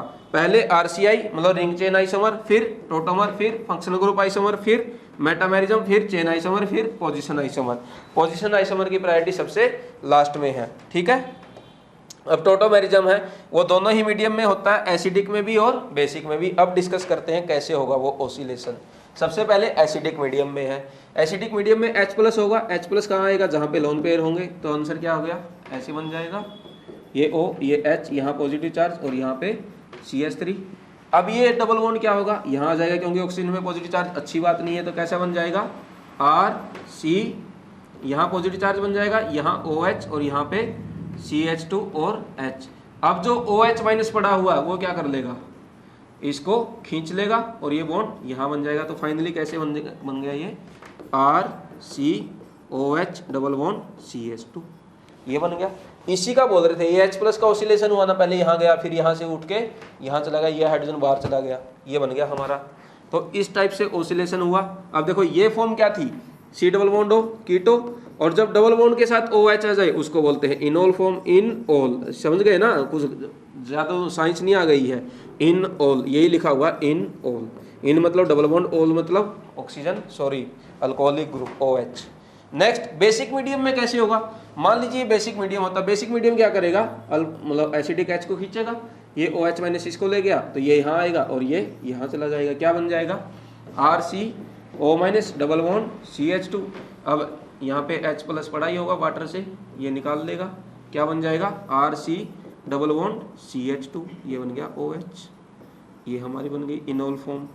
तो बेसिक मीडियम में कहाँ से स्टार्ट हुआ? पहले H प्लस H निकला, वहाँ पे क्या हुआ था? H प्लस आया था। बस इतना सा डिफरेंस है, लेकिन स्ट्रक्चर दोनों ही क्या है? कीटो है और ये क्या है? इनोल। मतलब एक टाइप से ये मान लो, ये हमारा C डबल बॉन्ड O है, तो इसके बगल वाले दोनों कार्बन होंगे, ये क्या होंगे? अल्फा कार्बन होंगे, ये भी अल्फा कार्बन होंगे। इनके पास यदि हाइड्रोजन है, क्या है? इनके पास यदि हाइड्रोजन है तो वो क्या हो जाएगा? टोटोमेरिज्म शो कर देगा। बस इतना सा ध्यान रखना है। C डबल बॉन्ड O के बगल में यदि अल्फा हाइड्रोजन है, जैसे हमने क्या देखा था? C डबल बॉन्ड C के ऊपर पॉजिटिव चार्ज, C के ऊपर फ्री रेडिकल, इनके बगल वाले कार्बन को क्या बोला था? अल्फा हाइड्रोजन, और वो क्या करते थे? हाइपर कॉन्जुगेशन शो कर दिए थे। यहाँ पे भी क्या मान लेना है? C डबल बॉन्ड O और उसके बगल वाले कार्बन अल्फा कार्बन होंगे और इनके पास यदि हाइड्रोजन होगा तो वो टोटोमेरिज्म शो कर देगा, बिल्कुल सेम हाइपर कॉन्जुगेशन के जैसे। ठीक है, सिस्टम विच शो टोटोमेरिज्म। अब क्वेश्चन ये है कि कौन कौन से कंपाउंड टोटोमेरिज्म शो करते हैं, मतलब कौन कौन से फंक्शनल ग्रुप टोटोमेरिज्म शो कर सकते हैं, वो कौन कौन से हैं? कीटोन आ जाए और क्या आ जाए? NO2 आ जाए, मतलब CO ग्रुप आ जाए, वो भी शो कर देगा। अल्डिहाइड भी हो सकता है। ठीक है, ये आ जाए, NO2 आ जाए, NO आ जाए, N डबल बॉन्ड N आ जाए, ये भी शो करेंगे। C ट्रिपल बॉन्ड N आ जाए, ये भी शो करेगा। कभी कभी ऐसा क्वेश्चन आ जाता है एग्जाम में, C डबल बॉन्ड यहाँ पे N और यहाँ पे H, बताओ ये दोनों कौन से आइसोमर है? कौन से हो जाएंगे? टोटोमर हो जाएंगे, क्योंकि H यहाँ से उठ के शिफ्ट हो गया नाइट्रोजन के पास। ये है अमाइड, अमाइड भी शो करता है। कौन शो नहीं करता? कार्बोक्सिलिक एसिड नहीं करता, एस्टर नहीं करता, एनहाइड्राइड नहीं करता, और कौन नहीं करता? एसिड हैलाइड नहीं करते, ये शो नहीं करेंगे। ठीक है, जब भी क्वेश्चन में ये दिख जाएगा कि ये इनको कांटा मार देंगे। ठीक है, ये शो नहीं करते। बाकी ये कीटोन हो, अल्डिहाइड हो, नाइट्रो ग्रुप हो, एन डबल बॉन्ड हो, एन हो, सी ट्रिपल बॉन्ड एन हो, या फिर अमाइड हो, ये सारे टोटोमेरिज्म शो करेंगे। कंडीशन क्या है? बगल में अल्फा एच होना चाहिए, वो कंडीशन हमेशा रहेगी। अब कंपैरिजन करते हैं, यहाँ क्वेश्चन करते हैं। बताओ भाई, सी डबल बॉन्ड हो तो है, इसके बगल में ये अल्फा कार्बन हुआ, ये अल्फा कार्बन हुआ, क्या इनके पास अल्फा हाइड्रोजन है? क्या है तो जी टोटोमेरिज्म शो करेगा। नेक्स्ट में सी डबल बॉन्ड ओ तो है, क्या बगल में अल्फा कार्बन है? क्या ये तो एच है? नहीं है। क्या ये है? क्या ये भी नहीं है। तो क्या इसके पास अल्फा हाइड्रोजन है? नहीं है। नहीं होंगे तो क्या होगा? टोटोमेरिज्म शो नहीं करेगा। इसमें देखो सी डबल बॉन्ड ओ तो है, इसके बगल में ये हो गया अल्फा कार्बन, अल्फा कार्बन के पास क्या हाइड्रोजन है? क्या यहाँ पे है तो क्या हो जाएगा? टोटोमेरिज्म शो करेगा। ये क्या आ गया? HCOH, acid. एसिड कभी भी नहीं शो करते, अभी अभी पढ़ा था। Next question, CH3CONH2। हाँ भाई, ये अमाइड हो गया, अमाइड के बगल में ये अल्फा कार्बन हो गया, अल्फा कार्बन के बगल में हाइड्रोजन है? क्या है, तो इसका मतलब ये टोटोमेरिज्म शो करेगा। ये वाला क्वेश्चन देखो। अब देखो, ये CO ग्रुप है, अल्फा कार्बन तो है लेकिन वो कैसा है? sp2 है। लेकिन हमने पढ़ा था अल्फा कार्बन कैसे होते हैं? sp3 होने चाहिए। sp3 है क्या? नहीं है। अच्छा, ये तो हो गया, ठीक है। अब ये भी है, ये भी sp2 है, ये क्या है? sp3 कार्बन तो है। देखो, जब भी इस टाइप का क्वेश्चन आ जाए, जब CO बॉन्ड के साथ कोई डबल बॉन्ड रेजोनेंस में हो, ये रेजोनेंस में है, हमें तो फाइनली ये वाला H वहां तक पहुंचाना है, चाहे वो इस रेजोनेंस के थ्रू जाए या डायरेक्ट वो CO के साथ आ जाए। जब भी CO ग्रुप रेजोनेंस में हो, क्या बोला? जब भी CO ग्रुप रेजोनेंस में आ जाए तो रेजोनेंस जहां पे खत्म हुआ उसके बाद वाला कार्बन हमारा क्या हो जाएगा? अल्फा कार्बन हो जाएगा। वो sp3 होना चाहिए और उसके पास हाइड्रोजन होने चाहिए। तो आंसर क्या हो गया? बोलो, क्या ये टोटोमेरिज्म शो करेगा? बिल्कुल करेगा। क्यों? क्योंकि CO ग्रुप इस C डबल बॉन्ड सोई के साथ क्या है? रेजोनेंस में है, और रेजोनेंस जहां पे खत्म हुआ उससे नेक्स्ट अल्फा कार्बन है, और उस अल्फा कार्बन के पास हाइड्रोजन अवेलेबल है। तो इसका मतलब ये टोटोमेरिज्म शो करेगा। नेक्स्ट क्वेश्चन भाई, नेक्स्ट करें। क्या समझ आई ये बात? ये ध्यान रखना, यह अल्फा कार्बन sp3 होता है, हमने पहले डिस्कस किया था, कहीं पे आपने लेक्चर देखा होगा तो याद होगा, नहीं होगा तो ये लग रहा होगा कि अब कहाँ से आ गया ये वाला देखो CO ग्रुप है, इस साइड क्या हो गया? sp2 कार्बन आ गया। इधर से तो नहीं होगा काम, कहाँ से होगा? इस साइड से। अल्फा कार्बन है, हाइड्रोजन भी है, तो टोटोमेरिज्म शो हो जाएगा। क्या इसमें शो होगा? क्या CO ग्रुप तो है लेकिन दोनों साइड क्या हो गए? sp2 कार्बन हो गए, और आगे जाके जहाँ रेजोनेंस खत्म हुआ उसके आगे कुछ है ही नहीं है, तो इधर भी नहीं होगा और इधर भी कुछ नहीं है, तो यहाँ भी टोटोमेरिज्म शो नहीं होगा। आंसर क्या होगा? ये कंपाउंड टोटोमेरिज्म शो नहीं करेगा। नेक्स्ट क्वेश्चन देखो, ये वाला देखो, अच्छा क्वेश्चन है। देखो, टोटोमेरिज्म बहुत इंपॉर्टेंट है, हर साल नहीं तो एक साल छोड़ के एक साल इसका क्वेश्चन आता है। चाहे तो वो पूछेगा टोटोमेरिज्म कौन शो करेगा, या ये पूछ लेगा इनोल कंटेंट किसमें ज़्यादा है किसमें कम है। ठीक है, टोटोमेरिज्म को ध्यान से करके जाना, और जो मैं बता रहा हूँ उसको फॉलो करना। कुछ नहीं है, CO जो भी मैंने सिस्टम बताई, CO वाले, NO2 वाले, अमाइड वाले, वो शो करते हैं। बस कंडीशन क्या है? बगल में sp3 कार्बन होना चाहिए और उसके पास अल्फा H हो। यदि बगल में sp3 नहीं है, sp2 है, मतलब CO ग्रुप रेजोनेंस में है, तो जहां रेजोनेंस खत्म हुआ उसके जस्ट बगल में क्या होना चाहिए? sp3 कार्बन, और उसके पास क्या हो? हाइड्रोजन। वो टोटोमेरिज्म शो करेगा। ये हो गया CO ग्रुप, बगल में sp3 कार्बन, H भी है, तो इसका मतलब टोटोमेरिज्म शो करेगा। इस वाले में CO ग्रुप, बगल में sp3 कार्बन, हाइड्रोजन है, इस साइड भी हाइड्रोजन है, एक साइड भी होने से काम चल जाता है। इस वाले में देखो, ये CO ग्रुप, इधर तो हाइड्रोजन क्या है? नहीं है, क्योंकि दोनों ही मिथाइल ग्रुप है। इस साइड देखा तो क्या हो गया? sp2 carbon. क्या यहाँ पे टोटोमेरिज्म शो होगा? क्या नहीं होगा? क्यों नहीं होगा? क्योंकि यहाँ sp2 है। लेकिन एक कंडीशन मुझे याद आई, आपको भी ऐसे ही याद करना है। ये क्या है? CO group. ये क्या है? रेजोनेंस। दोनों रेजोनेंस में है, जहां रेजोनेंस खत्म हुआ उसके नेक्स्ट वाला कार्बन sp3 हो और उसके पास एक H हो। यहाँ तो दो H लगे हुए हैं, तो टोटोमेरिज्म शो हो जाएगा। ये भी टोटोमेरिज्म शो करेगा। ये वाला करेगा क्या? ये हो गया CO ग्रुप, बगल वाले दोनों कार्बन ही sp3, लेकिन दोनों क्या लगे हुए? मिथाइल। दोनों क्या लगे हुए? मिथाइल। क्या अल्फा हाइड्रोजन है? नहीं है। नहीं होगा तो टोटोमेरिज्म शो नहीं होगा। नेक्स्ट क्वेश्चन, ये वाला बताओ। CO ग्रुप, इसके साथ रेजोनेंस में, नेक्स्ट sp3 कार्बन है क्या? नहीं है, तो इसका मतलब टोटोमेरिज्म शो नहीं करेगा। ये वाला, ये CO ग्रुप, ये डबल बॉन्डेड कार्बन मतलब sp2 वाले रेजोनेंस में है इसके साथ, ऐसे ये भी इसके साथ रेजोनेंस में। तो नेक्स्ट वाला कार्बन यहाँ रेजोनेंस खत्म हुआ, यहाँ रेजोनेंस खत्म हुआ। इसके नेक्स्ट कार्बन क्या है, sp3 है। क्या इसके पास हाइड्रोजन है क्या, बिल्कुल है तो टोटोमेरिज्म शो करेगा। ये वाला, ये CO ग्रुप, इसके बगल में H है, इसके बगल में H है। ये CO ग्रुप, इसके बगल में H है, इसके बगल में H है। ये CO ग्रुप, इसके बगल में H है, इसके बगल में H है।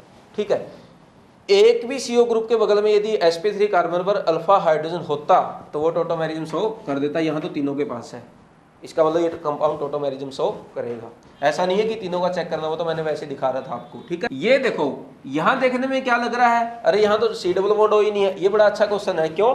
क्योंकि यहाँ पे एग्जामिनर ने साइकोलॉजी यूज की है। देखो हम बार बार जब टोटोमेरिज्म पढ़ते हैं ना, बस कीटो इनोल, हमारे को क्या ध्यान रखता है, C डबल बॉन्ड O के बगल में क्या होना चाहिए, sp3 कार्बन, और उसके पास क्या होना चाहिए, हाइड्रोजन, जिसको हम अल्फा कार्बन बोलते हैं। ठीक है, और यहाँ क्या कर दिया एग्जामिनर ने, C डबल बॉन्ड O लिखा ही नहीं। अब बहुत बच्चों को लग सकता है ये तो हमारा शो करेगा ही नहीं, क्यों? यहाँ ये शो करेगा, क्यों? क्योंकि एग्जामिनर ने यहाँ पे इनोल फॉर्म लिखी। क्या लिखा है, इनोल फॉर्म। इनोल फॉर्म कैसी होती है, डबल बॉन्ड कार्बन और उसके ऊपर OH। यदि ऐसा है तो वो इनोल फॉर्म है। एग्जामिनर ने डायरेक्टली इनोल फॉर्म लिख दिया, तो ये मत सोचना कि इसमें C डबल बॉन्ड O ही नहीं था, ये शो नहीं करेगा। ये कंपाउंड शो करेगा क्योंकि ये डबल बॉन्ड और इसके ऊपर OH आ गया। ये इनोल फॉर्म पहले ही लिखा। इनोल फॉर्म तभी तो बनी होगी जब टोटोमेरिज्म हुआ होगा। क्या अपने आप बन गई क्या? तो ये कंपाउंड टोटोमेरिज्म शो करेगा। ये एग्जामिनर साइकोलॉजी यूज कर सकता है। ठीक है, नेक्स्ट ये देखो कहां से आ गया। ठीक है, इस क्वेश्चन में देखो, इसमें हमारा आएगा ब्रेड्स रूल। ये क्वेश्चन एग्जाम में आ चुका है नीट में। तो बताओ भाई, हमें पता है इस साइड क्या शो होगा, क्या नहीं होगा। बेशक यहाँ पे कितने ही हाइड्रोजन रहे, क्यों? क्योंकि यहाँ पे डबल बॉन्ड एग्जिस्ट नहीं करता। इस साइड से बिल्कुल होगा, 2H है, ये CO बॉन्ड, इसके बगल में ये कार्बन और ये sp3 वाला, और इसके पास 2 हाइड्रोजन, टोटोमेरिज्म शो हो जाएगा। ये CO इस साइड से तो नहीं होगा, क्यों? Bredt's rule, double bond exist नहीं करता। इस साइड होगा क्या? हाँ बिल्कुल, एक हाइड्रोजन है, दोनों तो नहीं है, क्यों? एक CH3 है, ये भी टोटोमेरिज्म शो करेगा। ये CO ग्रुप, इसके बगल में इस साइड से तो बिल्कुल नहीं होगा। इस साइड होगा क्या? क्यों नहीं होगा? ये नहीं होगा, क्यों? क्योंकि ये भी मिथाइल, ये भी मिथाइल, अल्फा हाइड्रोजन नहीं है। ध्यान रखना, इस टाइप का क्वेश्चन एग्जाम में आ सकता है, पहले भी आ चुका है। नेक्स्ट भाई, ये शो करेगा क्या? CO ग्रुप देखो कहाँ घुसा हुआ है, बीच में आ गया। ये भी ब्रिज हेड कार्बन, ये भी bridge head carbon. Bridge head carbon पे यहाँ पे डबल बॉन्ड आ ही नहीं सकता, और यहाँ भी डबल बॉन्ड आ ही नहीं सकता। और जब ऐसे डबल बॉन्ड नहीं आएगा तो क्या वो शो करेगा? नहीं करेगा। नेक्स्ट, कभी कभी क्या होता है ना, जब हम इनोल फॉर्म बनाने जाते हैं तो हमसे क्या हो जाती है, कंपाउंड बनाएंगे, देखना पड़ता है कि वो कंपाउंड एरोमेटिक तो नहीं बन गया, एंटी एरोमेटिक तो नहीं बन गया, नॉन एरोमेटिक तो नहीं बन गया। वो मैंने बताया था, जब इस टाइप के स्ट्रक्चर आ जाए समझ जाना वहां पे कुछ ना कुछ एरोमेटिसिटी का पंगा है। तो यहाँ देखो भाई, इसमें बना के देखते हैं क्या होगा। यहाँ से H निकलेगा, ये यहाँ जाएगा, और ये यहाँ क्या बन जाएगा, ये बन गया डबल बॉन्ड OH। कैसी रिंग बन गई? ये कंपाउंड तो था नॉन एरोमेटिक, क्यों? क्योंकि रेजोनेंस ही नहीं था पूरा। इसमें क्या हुआ, रेजोनेंस तो पूरा हो गया, ये इसके साथ कर रहा है, लेकिन कितने पाई इलेक्ट्रॉन आ गए? 4 पाई इलेक्ट्रॉन। 4 पाई इलेक्ट्रॉन का मतलब क्या? Anti aromatic. क्या आगे जाएगा? नहीं जाएगा। तो यहाँ पे अल्फा हाइड्रोजन के होते हुए भी टोटोमेरिज्म शो नहीं करेगा। क्यों नहीं करेगा? क्योंकि ये नॉन एरोमेटिक थी, ये बन गई एंटी एरोमेटिक। कभी भी कोई भी कंपाउंड एंटी एरोमेटिक नहीं बनना चाहता, वो कॉन्सेप्ट यहाँ लग गया। समझ गए? जब भी ऐसी रिंग दिख जाए, ऐसे वाली रिंग दिख जाए, ऐसे वाली रिंग दिख जाए, इनके ऊपर प्लस माइनस कुछ भी हो सकता है, तो समझ जाना कौन सा गेम आ चुका है, aromatic, non aromatic, anti aromatic. ठीक है, यहाँ पे क्या होगा, यहाँ से हाइड्रोजन निकलेगा, ये डबल बॉन्ड बनेगा, ये यहाँ चला जाएगा। कैसा बन जाएगा? ये बन जाएगी बेंजीन बन जाएगी पूरी, और यहाँ क्या बन जाएगी? ये OH बन जाएगा। बिल्कुल, ये था नॉन एरोमेटिक, ये क्या बन गया? एरोमेटिक, क्योंकि एक बेंजीन एरोमेटिक रिंग है, तो ये शो करेगा। नेक्स्ट वाला बोलो, करेगा क्या?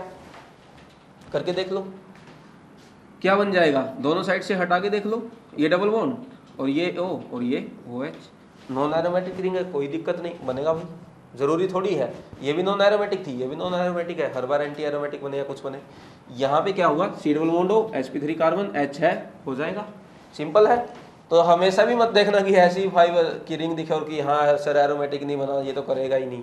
हमें ध्यान रखना है ये नॉन एरोमेटिक है तो ये एंटी एरोमेटिक नहीं बननी चाहिए, ये एरोमेटिक है तो ये एंटी एरोमेटिक नहीं बनना चाहिए, बस इतना सा ध्यान रखना है। ये एरोमेटिक है तो नॉन एरोमेटिक नहीं होना चाहिए।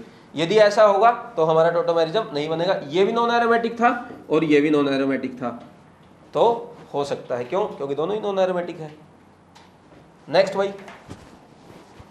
कीटो इनोल कंटेंट।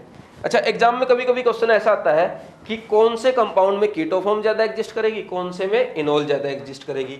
तो इसमें मैं एक बता देता हूं, नॉर्मली क्या होता है ना, keto form is more stable than enol, तो कंटेंट भी उसी का ज्यादा होगा। क्यों? क्योंकि हम हमेशा ही स्टेबल फॉर्म में रहना चाहते हैं। क्या बोला? इन जनरल कीटो फॉर्म ज्यादा स्टेबल होगी इनोल से, तो मतलब कीटो का कंटेंट हमेशा ही इनोल से ज्यादा होगा, ठीक है। लेकिन कुछ स्पेशल केसेस में कौन सी फॉर्म ज्यादा स्टेबल हो जाती है? Enol form is more stable than keto. वो केस कौन कौन से हैं? एक केस तो ये है when enol form is aromatic, जैसे हमने अभी पीछे वाले एग्जांपल में देखा था कि ये जो रिंग थी ये नॉन एरोमेटिक थी, इससे एरोमेटिक बन गया। मतलब इनोल फॉर्म में आने से यदि एरोमेटिसिटी आई तो कौन सी फॉर्म ज्यादा स्टेबल हो जाएगी? इनोल वाली। और क्या हो सकता है? हमारी जो रिंग जो हमारा कंपाउंड कीटो वाला था उसमें रेजोनेंस नहीं था, लेकिन इनोल फॉर्म बनते ही रेजोनेंस आ जाए। हमारे जो कीटो फॉर्म थी उसमें हाइड्रोजन बॉन्डिंग नहीं थी, लेकिन इनोल फॉर्म में हाइड्रोजन बॉन्डिंग आ जाए, तो वहां पे कौन ज्यादा स्टेबल हो जाएगा? इनोल ग्रेटर देन कीटो। उसी के यहाँ पे ये लिखा हुआ है। और नेक्स्ट क्या है? अच्छा, मान लीजिए 3 कंपाउंड ऐसे है, ना तो उसमें एरोमेटिसिटी है, ना रेजोनेंस है, ना हाइड्रोजन बॉन्डिंग है, वहां पे क्या देखेंगे? ये चेक करेंगे नंबर ऑफ CO बॉन्ड किसमें ज्यादा है। मतलब क्वेश्चन ये आ गया, which of the following has the highest enol content, तो जिसमें ज्यादा CO ग्रुप होंगे वो हो जाएगा। ये तीनों कंडीशन नहीं होनी चाहिए लेकिन वहां पे। फिर मान लीजिए CO ग्रुप भी सेम है, तो फिर क्या चेक करेंगे? Number of alpha H. Alpha H कौन है? sp3 कार्बन के साथ जुड़ा हुआ हाइड्रोजन, वो अल्फा एच है। अब क्वेश्चन से और ज्यादा क्लैरिटी आएगी। पहला क्वेश्चन देखो भाई, ये कौन सी फॉर्म? कीटो। ये कौन सी फॉर्म? इनोल। क्या इसमें एरोमेटिसिटी आई? क्या नहीं आई। क्या इसमें रेजोनेंस हुआ? क्या नहीं हुआ। क्या इसमें हाइड्रोजन बॉन्डिंग है? क्या नहीं हुआ। जब ऐसा केस हो तो कौन सी फॉर्म ज्यादा स्टेबल? कीटो। आंसर क्या हो गया? Keto is more stable. Second वाले में देखो क्या होगा, ये कीटो फॉर्म है, इसकी इनोल बनाऊंगा तो कैसी बनेगी? जो O है उसका OH बना दो और जिससे जुड़ा है उस पर डबल बॉन्ड बना दो, ये बनेगी। ये क्या था? Non aromatic. ये क्या बन गई? एरोमेटिक। कौन सी ज्यादा स्टेबल होगी? Enol form is more stable. ऐसे ही बनाना है, जब कीटो से इनोल बनाए और इनोल हमारी एरोमेटिक रिंग बन जाए तो उसमें क्या हो जाएगा? Enol form is more stable, ठीक है। नेक्स्ट क्वेश्चन ये वाला है भाई, इसमें बताओ, ये हमारी रिंग थी, इसमें क्या हुआ? यहां से हाइड्रोजन निकलेगा, ये डबल बॉन्ड और ये यहां जाएगा, ये हमारी इनोल फॉर्म बन गई। क्या इनोल फॉर्म में रेजोनेंस आया? क्या पहले रेजोनेंस नहीं था, लेकिन अब क्या हो गया? रेजोनेंस आ गया। और जैसे ही रेजोनेंस आया तो enol form is more stable. वही सेकंड पॉइंट लिखा हुआ था, कहां पे? यहां पे लिखा हुआ है ना कि भाई इनोल फॉर्म वैसे ज्यादा, हाँ, कीटो फॉर्म ज्यादा स्टेबल होती है इनोल से, लेकिन कुछ केसेस में कौन ज्यादा स्टेबल हो जाता है? इनोल। वो कौन कौन से केस है? एरोमेटिक बन जाए, क्या हो जाए? एरोमेटिक बन जाए, रेजोनेंस आ जाए, हाइड्रोजन बॉन्डिंग आ जाए। इन तीनों केस में कौन ज्यादा स्टेबल हो जाएगा? इनोल। किससे ज्यादा स्टेबल हो जाएगा? कीटो फॉर्म से। वही एग्जांपल हम अभी डिस्कस कर रहे हैं, जैसे यहाँ पे हुआ, यहाँ रेजोनेंस नहीं था लेकिन अब रेजोनेंस आ गया। नेक्स्ट क्वेश्चन बताओ भाई, ये दो फॉर्म लिखी हुई है फोर्थ में, बोलो ये कैसी फॉर्म है? कीटो। क्यों? क्योंकि यहाँ पे कौन से हैं? CO ग्रुप है। ये कौन सी फॉर्म है? इनोल। लेकिन इनोल फॉर्म में आप देखो, पहली बात तो यहाँ पे रेजोनेंस नहीं है, यहाँ क्या है? ये लोन पेयर, ये यहाँ जाएगा, ये यहाँ जाएगा और ये रेजोनेंस भी आ गया। एक बात तो ये हो गई। दूसरा, इसके पास लोन पेयर है तो ये लोन पेयर हाइड्रोजन के साथ क्या करेंगे? हाइड्रोजन बॉन्डिंग करेंगे। तो इसमें हाइड्रोजन बॉन्डिंग भी है और H बॉन्डिंग भी है और रेजोनेंस भी है, दोनों चीज आ गई। तो इनोल फॉर्म क्या हो जाएगी? कीटो से ज्यादा स्टेबल हो जाएगी। नेक्स्ट क्वेश्चन करते हैं, ये वाला है फिफ्थ वाला। क्या कहीं ऐसा लग रहा है क्या इसके अंदर एरोमेटिक बन सकता है, रेजोनेंस आ सकता है, हाइड्रोजन बॉन्डिंग आ सकती है? नहीं है। तो क्या चेक करेंगे? Number of CO bond. CO bond किसमें ज्यादा? ये 1, ये 2, ये 3। इसमें कितने? 1 और 1 2। इसमें कितना? 1। जितने ज्यादा CO बॉन्ड उतना ही ज्यादा इनोल कंटेंट। इस टाइप का भी क्वेश्चन आ सकता है। आंसर क्या हो गया? थर्ड वाला सबसे ज्यादा इनोल कंटेंट होगा, फिर सेकंड में, फिर फर्स्ट में, ठीक है। नेक्स्ट क्वेश्चन, इसमें किसमें होगा? बोलो भाई। देखो CO ग्रुप सब में सेम हो गया। यहाँ कितने अल्फा H? 3, यहाँ 3, यहाँ कितना होगा? 6 अल्फा H। इसमें कितना होगा? इस साइड तो 3 अल्फा एच, इस साइड कितना होगा, 2 ही तो बच्चे, एक तो मिथाइल लग गया, 2H टोटल कितना 5 अल्फा एच, इसमें कितना हो गया 3 अल्फा एच, यहाँ क्या है ये भी मिथाइल ये भी मिथाइल, यहाँ कितना एक हाइड्रोजन, कितना हो गया टोटल 4 अल्फा एच। मैंने बोला था जब CO ग्रुप सेम हो जाए तो जितने ज्यादा अल्फा हाइड्रोजन होंगे उतना ही ज्यादा इनोल कंटेंट। आंसर क्या हो गया ABC। लास्ट वाला क्वेश्चन करो, लास्ट वाला बड़ा अच्छा क्वेश्चन है। बताओ भाई किसमें इनोल कंटेंट होगा। ये हमारा CO ग्रुप इस साइड से तो नहीं होगा, किस साइड से होगा, इस साइड से शो करेगा। कितने अल्फा एच 2 अल्फा एच। वैसे बच्चे यहाँ भी गिन लेते हैं 1 एच, ऐसे लिख देंगे 3 अल्फा एच, लेकिन ये अल्फा एच में काउंट नहीं होगा। ब्रैड्स रूल लगता है जहाँ पे डबल बॉन्ड बन जाएगा, क्यों, ब्रिज हेड पे डबल बॉन्ड एग्जिस्ट नहीं करेगा तो ये अल्फा एच में काउंट नहीं होगा, क्योंकि इधर से इनोल कंटेंट बन ही नहीं सकता। तो कौन से एच काउंट होंगे, ये वाले 2 एच। इसमें ये भी एच ये भी एच ये भी एच, 1 एच यहाँ, कितने हो गए 4 अल्फा एच। इसमें कितने होंगे, इधर वाला तो होगा ही नहीं, इधर कितना बचा, एक ही बचा तो 1 अल्फा एच। इसमें क्या होगा, ये भी ब्रिज हेड कार्बन ये भी ब्रिज हेड कार्बन, दोनों ही ब्रिज हेड कार्बन में चाहे कितने ही हाइड्रोजन रहे मैटर नहीं है, क्यों, इनोल बन ही नहीं पाएगी, 0 अल्फा एच। आंसर क्या आ गया, सबसे ज्यादा अल्फा एच किसमें, बी में, फिर किसमें, ए में, फिर किसमें, सी में, फिर किसमें, डी में। इस टाइप से हमने कीटो इनोल कंटेंट का क्वेश्चंस किया। कीटो इनोल कंटेंट में 3 टाइप के क्वेश्चन बनते हैं। एक तो ये पूछता है which of the following will show tautomerism, उसमें हमें सिंपल देख लेना है, CO ग्रुप होना चाहिए, बगल में sp3 कार्बन और उसके बाद अल्फा एच होना चाहिए। दूसरा ये पूछ लेता है कि कौन से कंपाउंड में कीटो फॉर्म ज्यादा स्टेबल है या कौन से कंपाउंड में इनोल फॉर्म ज्यादा स्टेबल है। नॉर्मली तो इनोल फॉर्म कम स्टेबल होती है कीटो से, लेकिन कुछ कुछ केसेज में जहां पे इनोल कंटेंट ज्यादा होगा कीटो से, कब, पहली बात एरोमेटिक बन जाए वो, दूसरी बात रेजोनेंस हो जाए, तीसरा हाइड्रोजन बॉन्डिंग हो जाए। यदि ये 3 केस है वहां पे इनोल ज्यादा स्टेबल होगी कीटो से। फिर तीसरे टाइप का क्वेश्चन ये आता है कि ऑर्डर में अरेंज करो किसका इनोल कंटेंट ज्यादा होगा। जैसे हमने ये क्वेश्चन किए, उसमें 2 चीजें देखेंगे, ये देख लेंगे क्या एरोमेटिक बन रहा है, क्या रेजोनेंस बन रहा है, क्या हाइड्रोजन बॉन्डिंग हो रही है, क्या, ये देख लिए। एक तो उसमें इनोल कंटेंट ज्यादा होगा ही, जैसे अभी डिस्कस किया। दूसरा मान लो वैसा भी कुछ नहीं है, फिर हम देखेंगे CO ग्रुप किसमें ज्यादा, जिसमें सबसे ज्यादा CO ग्रुप वही सबसे ज्यादा इनोल कंटेंट। फिर हम देखेंगे नंबर ऑफ अल्फा एच, जिसमें नंबर ऑफ अल्फा एच ज्यादा उसमें उतना ही ज्यादा क्या हो जाएगा हमारा इनोल कंटेंट। तो इस टाइप से टोटोमेरिज्म में 3 टाइप के क्वेश्चन बनते हैं और टोटोमेरिज्म बहुत इंपॉर्टेंट है, एग्जाम में क्वेश्चन आ सकता है, इसलिए आप इसको बार बार रिवाइज करें। ज्यादा से ज्यादा क्वेश्चन मैंने यहाँ पे ट्राई करा प्रैक्टिस करवाने का जितना कम टाइम में हो सकता था। और हमारे जनरल ऑर्गेनिक केमिस्ट्री का ये हमारा जो लेक्चर था कंप्लीट हो गया। इसमें हमने सब कुछ डिस्कस कर लिया, acidic strength, basic strength, hyper conjugation, tautomerism, aromaticity और भी मतलब जैसे mesomeric effect, plus M minus M, उनकी सीरीज जरूर याद कर लेना, तभी क्वेश्चन होंगे, ठीक है। और कोई डाउट है तो यहाँ पे कमेंट्स में पूछे, कोई गलती हो गई तो आप कमेंट्स में बताइए, क्यों, क्योंकि हमसे भी गलती हो सकती है, आपसे भी हो सकती है, क्यों, ह्यूमन बीइंग है सब लोग, हम भी पढ़ा रहे हैं आप भी पढ़ रहे हैं, ठीक है।